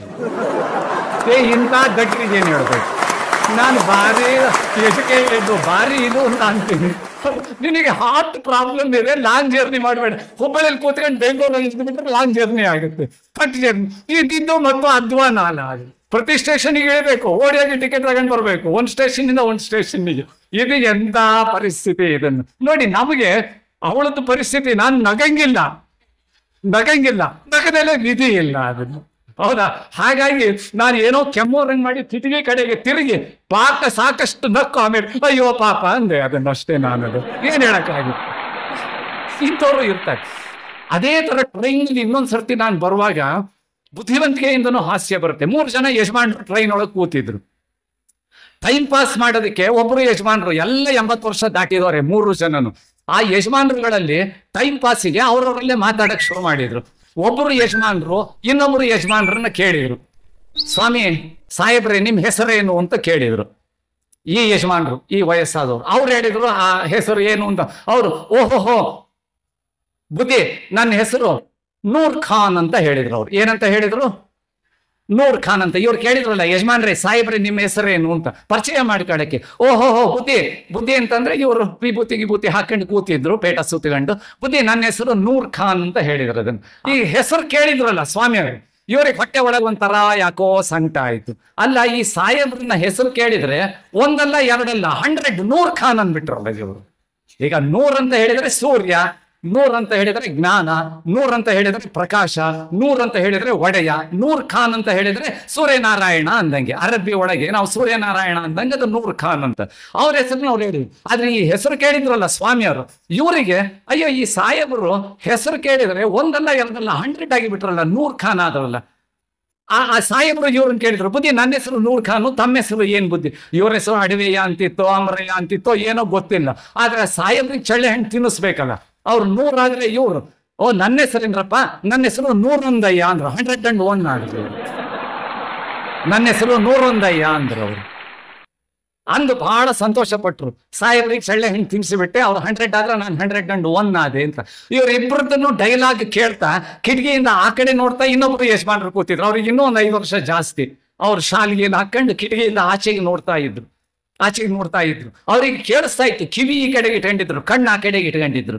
ಇವರಿಬ್ರು ಸೇರಿ ಅವ್ರನ್ನ ಕೇಳಿದ್ರು, ಸ್ವಾಮಿ ಆಚಾರ್ಯ ಸ್ವಲ್ಪ ಈ ಕಡೆಗೆ ತಿರುಗ್ರಿ, ನನ್ನ ಹೆಸರು ನೂರ್ ಖಾನು, ಬುದ್ಧಿಯವ್ರ ಹೆಸರು 101, ತಮ್ಮ ಹೆಸರು ಏನು ಅಂತ ಕೇಳಿದ್ರು ಅವರು. ಅವಾಗ ಇವ್ರು ಅವ್ರ ಕಡೆಗೆ ತಿರುಗಿ ನೋಡಿ, ಓಹೋಹೋ ನೀವು ನೂರ್ ಖಾನ, ನೀವು 101. ಅವ್ರ ಹೆಸರು ಏನಿತ್ತೋ ಗೊತ್ತಿಲ್ಲ, ಆದ್ರೆ ಬುದ್ಧಿವಂತಿಕೆ ಅವ್ರಿಗೆ ಎಷ್ಟಿದೆ ನೋಡ್ರಿ. ಇದನ್ನ ಮಹದೇವ ಬಣಕಾರ್ ಒಂದ್ಸರ್ತಿ ಈ ವಿಚಾರವನ್ನ ನಮ್ಮ ವಿಧಾನ ಪರಿಷತ್ತಲ್ಲೂ ಹೇಳಿದ್ದಾರೆ. ಅದನ್ನ ವಿಧಾನ ರೆಕಾರ್ಡ್ ಆಗಿಲ್ಲ, ಹೇಳಿದ್ದಾರೆ ಅದನ್ನ ಹೇಳಿದ್ದಾರೆ. ಅಂದ್ರೆ ಎಷ್ಟು ಒಳ್ಳೆ. ಅವ್ರ ಈ ಕಡೆಗೆ ತಿರುಗಿ, ಓಹೋಹೋ ನೀವು ನೂರ್ ಖಾನ, ನೀವು ನೂರೊಂದಯ್ಯನ, ನನ್ನ ಹೆಸರು ಅನಂತ ಶತಕೋಟಿ ನಾರಾಯಣ ಶಾಸ್ತ್ರಿ, ಎಣಿಸ್ಕೊಳ್ಳಿ. ನೀವು ಜೀವಮಾನ ಎಲ್ಲ ಎಣಿಸಿರೋದು ಮುಗಿಯೋದೇ ಇಲ್ಲ, ಇನ್ಫಿನಿಟ್. ಅನಂತ ಶತಕೋಟಿ ನಾರಾಯಣ ಶಾಸ್ತ್ರಿ, ಇದು ಬುದ್ಧಿವಂತಿಕೆಯ ಪರಮಾವಧಿ. ಅದನ್ನು ಇದು ಯಾಕೆ ವಿಧಾನ ಪರಿಷತ್ತಲ್ಲಿ ಮಹದೇವ ಬಣಕಾರ್ ಹೇಳಿದ್ರು ಅಂತಂದ್ರೆ, ಯಾವುದೋ ಒಂದು ಜನಾಂಗದ ಬಗ್ಗೆ ಅಲ್ಲಿ ಬಹಳ ಕಟುವಾಗಿ ಟೀಕೆಯಿಂದ ಮಾತಾಡಿದ್ರು. ಅವರೆಲ್ಲ ಬುದ್ಧಿವಂತಿಕೆ ತಮ್ಮದೇ ಸ್ವತ್ತು, ಹಂಗೆಲ್ಲ ಹೊಟ್ಟೆ ಉಳಿಸ್ಕೊಳ್ಬೇಡ್ರಿ, ಅವ್ರಿಗೆ ದೈವದತ್ತವಾಗಿ ಬಂದಿದೆ, ಪ್ರಶಂಸೆ ಮಾಡ್ರಿ ಅಂತೇಳಿ ಈ ಉದಾಹರಣೆ ಕೊಟ್ಟಿದ್ರು ಅವರು ಮಹದೇವ ಬಣಕಾರ್. ನೋಡಿ, ಒಂದು ರೈಲೊಳಗೆ ಒಂದು ಹೆಣ್ಣು ಮಗಳ ದಡ್ಡತನದ ಪರಮಾವಧಿ ಒಳಗೂ ನಮಗೆ ಹಾಸ್ಯ ಸಿಗುತ್ತೆ, ಬುದ್ಧಿವಂತಿಕೆಯ ಪರಮಾವಧಿ ಒಳಗೂ ಹಾಸ್ಯ ಸಿಗುತ್ತೆ ನಮಗೆ. ಬಹಳ ಜನ ಅನ್ಕೊಳ್ತಾರೆ, ನೋವಾದಾಗ ಎಲ್ಲಿ ಹಾಸ್ಯ ಬರುತ್ತೆ, ಸಾವಾದಾಗ ಎಲ್ಲಿ ಹಾಸ್ಯ ಬರುತ್ತೆ, ದುಃಖ ಆದಾಗ ಎಲ್ಲಿ ಹಾಸ್ಯ ಬರುತ್ತೆ. ಅರೆ, ನೋವಾದಾಗನು ಹಾಸ್ಯ ತರ್ಬೋದು ಅಂತ ಹೇಳಿ ಇದೇ ನಮ್ಮ DRM ಕಾಲೇಜಲ್ಲಿ ಸೂಪರಿಂಟೆಂಡೆಂಟ್ ಆಗಿದ್ರು, ನಾ ಕಸ್ತೂರಿ ಅಂತ ಹೇಳಿ. DRM ಕಾಲೇಜಲ್ಲಿ ನಾ ಕಸ್ತೂರಿ ಅನ್ನೋರು ಸೂಪರಿಂಟೆಂಡೆಂಟ್ ಆಗಿದ್ರು. ಅವರು ದೊಡ್ಡ ಸಾಹಿತಿಗಳವರು, ನಾ ಕಸ್ತೂರಿ. ಅವರ ಮಾತೃಭಾಷೆ ಮಲಯಾಳಂ, ಆದ್ರೆ ಕನ್ನಡದಲ್ಲಿ ಅವರು ಅನರ್ಥಕೋಶ ಅಂತ ಬರ್ತಿದ್ದಾರೆ ಅವರು. ಅಂದ್ರೆ ಕನ್ನಡದಲ್ಲಿ ಡಿಕ್ಷನರಿ, ಕನ್ನಡದ ಪದಗಳಿಗೆ ಅರ್ಥಗಳನ್ನ, ಅದು ಇಡೀ ನಮ್ಮ ಕನ್ನಡ ಸಾಹಿತ್ಯದಲ್ಲಿ ಅವರೇ ಪ್ರಪ್ರಥಮ ಅರ್ಥಕೋಶ ಅಲ್ಲ, ಅನರ್ಥಕೋಶ. ಅವ್ರು ಹೆಂಗೆ, ನಾನು ಎರಡು ಉದಾಹರಣೆ ಕೊಡ್ತೀನಿ. ಅವ್ರ ಅನರ್ಥಕೋಶ ಹೆಂಗ್ ಬರೆದಿದ್ದಾರೆ. ತೀರ್ಥಂಕರ ಅಂತ ಅದಕ್ಕೆ ಕೊಟ್ಟಿದ್ದಾರೆ. ತೀರ್ಥಂಕರ ಅದಕ್ಕೆ ಅರ್ಥ, ಸಂಜೆ ಆಗುತ್ತಲೇ ಬಾರಿಗೆ ಹೋಗಿ ತೀರ್ಥ ಹಾಕಿಕೊಂಡು ಮನೆಗೆ ಬರುವವ. ಯಾರು ಹೀಗಾದ್ರೆ ದೊಡ್ಡ ಜಗಳ ಮಾಡ್ತಾ ಇದ್ರು ಜೈನರು ಅದನ್ನ. ಅವಾಗ ಹಂಗಿಲ್ಲ, ನಾನು ಸ್ವಾತಂತ್ರ್ಯ ಪೂರ್ವದಲ್ಲಿ ಅವ್ರು ಬರೆದಿರೋದನ್ನ. ಆಮೇಲೆ ದಂಪತಿ ಅನ್ನೋದಕ್ಕೆ ಅವ್ರು ಬರೆದಿದ್ದಾರೆ, ದಮ್ಮು ಹಿಡಿದ ಗಂಡ ಅಂತ ಬರುತ್ತಾರೆ. ಅದನ್ನು ದಮ್ಮು ಹಿಡಿದ ಗಂಡ ಅಂತ ಹೇಳಿ ಬರುತ್ತಾರೆ. ಎಷ್ಟು ಸೊಗಸೆ, ಜನ ಇವತ್ತಿಗೂ ಅದನ್ನು ತಗೊಳ್ತಾರೆ. ಇವತ್ತಿಗೂ ನೀವು ನಮ್ಮ ಈಗ ಆಯ್ತಲ್ಲ ನಮ್ಮ ಸ್ನೇಹ ಬುಕ್ ಹೌಸ್, ಅಲ್ಲಿ ಹೋದ್ರೆ ಬಹುಶಃ ನಾ ಕಸ್ತೂರಿ ಅವರ ಅನರ್ಥಕೋಶ ಅಂದ್ರೆ ಅಲ್ಲಿ ಇದ್ರೆ ಕೊಡ್ತಾರೆ, ಇಲ್ಲಿದ್ರೆ ತರಿಸ್ಕೊಡ್ತಾರೆ. ಚಮಚ ಅನ್ನೋದಕ್ಕೆ ಅವ್ರು ಎಷ್ಟು ಚೆನ್ನಾಗಿ ಬರೆದಿದ್ದಾರೆ ಗೊತ್ತಾ? ಚಮಚ, ಸ್ಪೂನ್, ಕೈಯಲ್ಲೂ ಮುಟ್ಟಲಾಗದ ವಸ್ತುವನ್ನು ನೇರವಾಗಿ ಬಾಯಿಗೆ ಒಯ್ಯುವ ಸಾಧನ. ಚಮಚಕ್ಕೆ ಅವ್ರು ಬರೆದಿರೋದು ಎಷ್ಟು ಚೆನ್ನಾಗಿದೆ ನೋಡಿ. ಕೈಯಲ್ಲೂ ಮುಟ್ಟಲಾಗದ ವಸ್ತುವನ್ನು ನೇರವಾಗಿ ಬಾಯಿಗೆ ಒಯ್ಯುವ ಸಾಧನ. ಯಾರು ಉಪ್ಪಿಟ್ಟು ಮಾಡಿ, ಮೊದಲೇ ಉಪ್ಪಿಟ್ಟು ಅಂತಂದ್ರೆ ಜನರಿಗೆ ತಲೆ ಕೆಟ್ಟು ಹೋಗಿರುತ್ತೆ. ಅದನ್ನು ಉಪ್ಪಿಟ್ಟು, ಏಕೆ ಪ್ರಿಯ ನಿನ್ನ ಮುಖ ಕಪ್ಪಿಟ್ಟಿದೆ. ಅವಳು ಹೆಂಡತಿ ಕೇಳಿದಂತೆ, ಏಕೆ ಪ್ರಿಯ ನಿನ್ನ ಮುಖ ಕಪ್ಪಿಟ್ಟಿದೆ, ಏನು ಮಾಡಲಿ ಎದುರಿಗೆ ನೀ ಮಾಡಿದ ಉಪ್ಪಿಟ್ಟಿದೆ ಅಂತ. ಅದು ಹಂಗೆ. ಆಮೇಲೆ ಅಷ್ಟೊತ್ತಿಗೆ ಮಗ ಬಂದು ಹೇಳಿದಂತೆ, ಅಮ್ಮ ಮಾಡುವ ಉಪ್ಪಿಟ್ಟಿನಗಿಂತ ಅಪ್ಪ ಮಾಡುವ ಉಪ್ಪಿಟ್ಟು ಚಂದ. ಯಾಕಲೇ ಅನ್ನಂತ ಅವ್ರ ಅಪ್ಪ ಅದನ್ನು. ಅಮ್ಮ ಮಾಡುವ ಉಪ್ಪಿಟ್ಟಿನಲ್ಲಿ, ಅಥವಾ ಅವನು ಹೇಳಿದ್ದು, ಅಮ್ಮ ಮಾಡುವ ಉಪ್ಪಿಟ್ಟು ಚೆನ್ನಾಗಿರುತ್ತದೆ, ಆದರೆ ಅಪ್ಪ ಮಾಡುವ ಉಪ್ಪಿಟ್ಟಿನಲ್ಲಿ ಕೂದಲು ಇರುವುದಿಲ್ಲ ಅನ್ನಂತವನು. ನೋಡಿ, ಇವೆಲ್ಲವೂ ಪ್ರಾಕ್ಟಿಕಲ್ ಜೋಕ್ಗಳು. ಪ್ರಾಕ್ಟಿಕಲ್ ಜೋಕ್ಗಳು ಏನೇ ಇರಲಿ. ದಾವಣಗೆರೆ ಒಳಗೆ ನಾ ಕಸ್ತೂರಿ ಅವರು ಇಂಥ ಅನರ್ಥಕೋಶ ಬರೆದಿರೋರು ಸೂಪರಿಂಟೆಂಡೆಂಟ್ ಆಗಿರುವಾಗ, ನಾ ಕಸ್ತೂರಿ ಅವರಿಗೆ ಒಂಥರ ಈ ತಿಂಡಿ ಪೋತ. ಅವರು ತಿನ್ನದೆ ಬಹಳ ಹೊಟ್ಟೆನೂ ಕೆಡ್ತಿರಲಿಲ್ಲ, ತಿಂತಾ ಇದ್ರು. ತಿಂದು ಅವ್ರಿಗೆ ಸ್ವಲ್ಪ ಹೊಟ್ಟೆ ಕೆಡ್ತಾ ಇತ್ತು. ಗ್ಯಾಸ್ಟ್ರೈಟಿಸ್, ಗ್ಯಾಸ್ಟ್ರಿಕ್ ಅಂತಾರೆ, ಅದಲ್ಲಿ ಗ್ಯಾಸ್ಟ್ರೈಟಿಸ್ ಅನ್ಬೇಕಲ್ವಾ, ಅದಕ್ಕೆ ಸರಿಯಾದ ಪದ. ಅದೆಲ್ಲ ತೊಂದರೆ ಆಗಿತ್ತೇನೋ, ಹೊಟ್ಟೆ ನೋವು ಬರ್ತಾನೆ ಇತ್ತು. ಅವಾಗೊಬ್ರು LNP LIM, licence in medical practice ಅಥವಾ ಲೈಸೆನ್ಸ್ಡ್ ಮೆಡಿಕಲ್ ಪ್ರಾಕ್ಟೀಷನರ್, ಅವಾಗ ಇದ್ದಿದ್ದು ಅವರೇ MBBS ಡಾಕ್ಟರ್ ಇರಲಿಲ್ಲ. ನಾವೆಲ್ಲ ಚಿಕ್ಕ ಹುಡುಗರಿದ್ದಾಗ ದಾವಣಗೆರೆ ಒಳಗೆ ಅವಾಗ LIM LNP ಅವರೇನೆ ಇದ್ದಿದ್ದು. ಅವಾಗ ನಂಜಪ್ಪ ಡಾಕ್ಟ್ರು ಅಂತ ಇದ್ರು, ಅವರು ರೋಟರಿಯ ಫಸ್ಟ್ ಪ್ರೆಸಿಡೆಂಟ್ ಏನೋ ಆಗಿದ್ರು. ಅವರು ಅವರಾದ್ಮೇಲೆ, ನಮ್ಮ BT ಫ್ಯಾಮಿಲಿಯವ್ರು ಆದ್ಮೇಲೆ, ಆ ನಂಜಪ್ಪ ಡಾಕ್ಟರ್ ಹತ್ರ ಇವ್ರು ಹೋಗೋರು. ಯಾರು? ನಾ ಕಸ್ತೂರಿ. ಒಂದ್ಸರ್ತಿ ನಂಜಪ್ಪ ಡಾಕ್ಟರ್ ಹತ್ರ ನಾ ಕಸ್ತೂರಿ ನಡೆದಿದ್ದು ದಾವಣಗೆರೆ ಒಳಗೆ. ಹೋದಾಗ ನಂಜಪ್ಪ ಡಾಕ್ಟರ್ ಹೇಳಿದ್ರು, ರೀ ಕಸ್ತೂರಿ, ನೀವು ಯಾವಾಗ್ಲೂ ಹೊಟ್ಟೆ ನೋವು ಅಂತ ಬರ್ತೀರಿ, ತಿನ್ನೋದು ಬಿಡೋದಿಲ್ಲ. ಒಂದ್ಸರ್ತಿ ನಿಮ್ಮ ಸ್ಟೂಲ್ಸ್ ಟೆಸ್ಟ್ ಮಾಡಿ ಬಿಡ್ತೀನಿ, ಮಲ ಪರೀಕ್ಷೆ ಮಾಡ್ತೀನಿ, ತಂದ್ಕೊಡ್ರಿ ಸ್ಯಾಂಪಲ್ಲು ಅಂತ ಅಂದ್ರು. ನಾ ಕಸ್ತೂರಿ ಅವರು ಅವ್ರದ್ದು ಸ್ಟೂಲ್ಸ್, ಬೆಳಿಗ್ಗೆ ಅವ್ರದ್ದು ಮಲ ಪರೀಕ್ಷೆಗೆ ಮಲನ್ ತಗೊಂಡು ಬಂದು ಅವ್ರಿಗೆ ಕೊಟ್ಟರು. ಅದನ್ನು ಒಂದು ಯಾವುದೋ ಒಂದು ಬಾಟ್ಲು ತರದು ಕೊಟ್ಟಿದ್ರು ಅವರು ಡಾಕ್ಟ್ರು. ಅದ್ರೊಳಗೆ ಹಾಕೊಂಡು ಬಂದು ಕೊಟ್ಟರು. ಕೊಟ್ಟ ಮೇಲೆ ಡಾಕ್ಟ್ರು ಅದಕ್ಕೆ ಲೇಬಲ್ ಮಾಡಿ ಅಲ್ಲಿ ಇಟ್ಟರು. ಅದಕ್ಕೆ ಲೇಬಲ್ ಮಾಡಿ ಅದನ್ನ ಲ್ಯಾಬಿಗೆ ಕಳಿಸ್ಬೇಕಲ್ಲ, ಅಲ್ಲಿ ಇಟ್ಟರು ಡಾಕ್ಟ್ರು. ಅದನ್ನು ಅವ್ರು ಇಡ್ತಿದ್ದಂಗೆ ನಾ ಕಸ್ತೂರಿ ನಗಕ್ಕೆ ಶುರು ಮಾಡಿದ್ರು. ಜೋರು ಬಿದ್ದು ನಗ.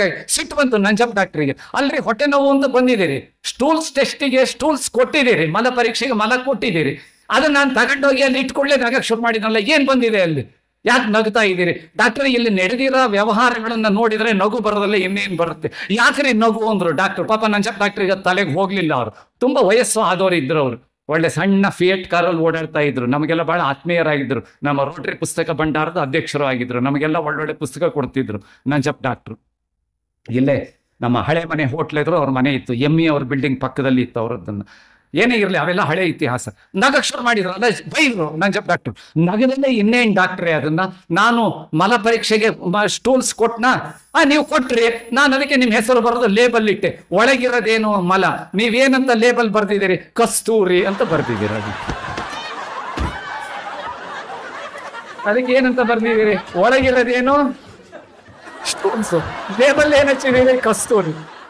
ಅಯ್ಯೋ ಅಯ್ಯೋ ಅಯ್ಯೋ ಅಯ್ಯೋ ಅಯ್ಯೋ, NK ಅಂತ ಬರಿಬೋದಿತ್ತಲ್ರಿ, ನಾ ಕಸ್ತೂರಿ, ನನ್ನ ತಲೆ ಎಂತದ್ರಿ ಅಂತ ತಲೆ ಚೆಚ್ಕೊಂಡ್ರು. ಅದಕ್ಕೆ ನಾನು ನಗು ಅಂತ ಡಾಕ್ಟರ್ ನಗಕ್ ಶುರು ಮಾಡಿದ್ರು.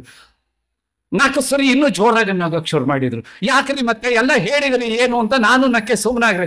ಅಲ್ಲ ಇನ್ನೂ ಇದೆ ಅದು ಅಂದ್ರು. ಏನ್ರಿ ಇದೆ ಅದನ್ನ? ಅಲ್ಲಿ ಒಳಗಡೆಗೆ ನಿಮ್ಮಮ್ಮ ಇದ್ದಾರೆ, ಮಡಿ ಹೆಂಗಸು, ಬಹಳ ಸಂಪ್ರದಾಯಸ್ಥರು. ಅವ್ರು ಅಕಸ್ಮಾತ್ ಹೊರಗೆ ಬರೋದಾ, ಹೊರಗೆ ಬಂದು ಇದನ್ನ ನೋಡೋದ, ಅಯ್ಯೋ ನನ್ನ ಮಗ ಕಸ್ತೂರಿ ತಂದು ದೇವ್ರ ಮನೆಗೆ ಇಡೋದ್ ಬಿಟ್ಕೊಂಡು ಇಲ್ಲಿ ನೋಡೋದ. ಮೊದಲೇ ನಿಮ್ಮಮ್ಮ ಸಾಲಿಗ್ರಾಮ ತೊಳೆದು ನೀರು ಕುಡಿತಾರೆ ಅಭಿಷೇಕ ಮಾಡಿ. ಅದಕ್ಕೆ ಕಸ್ತೂರಿ ಇದೆ.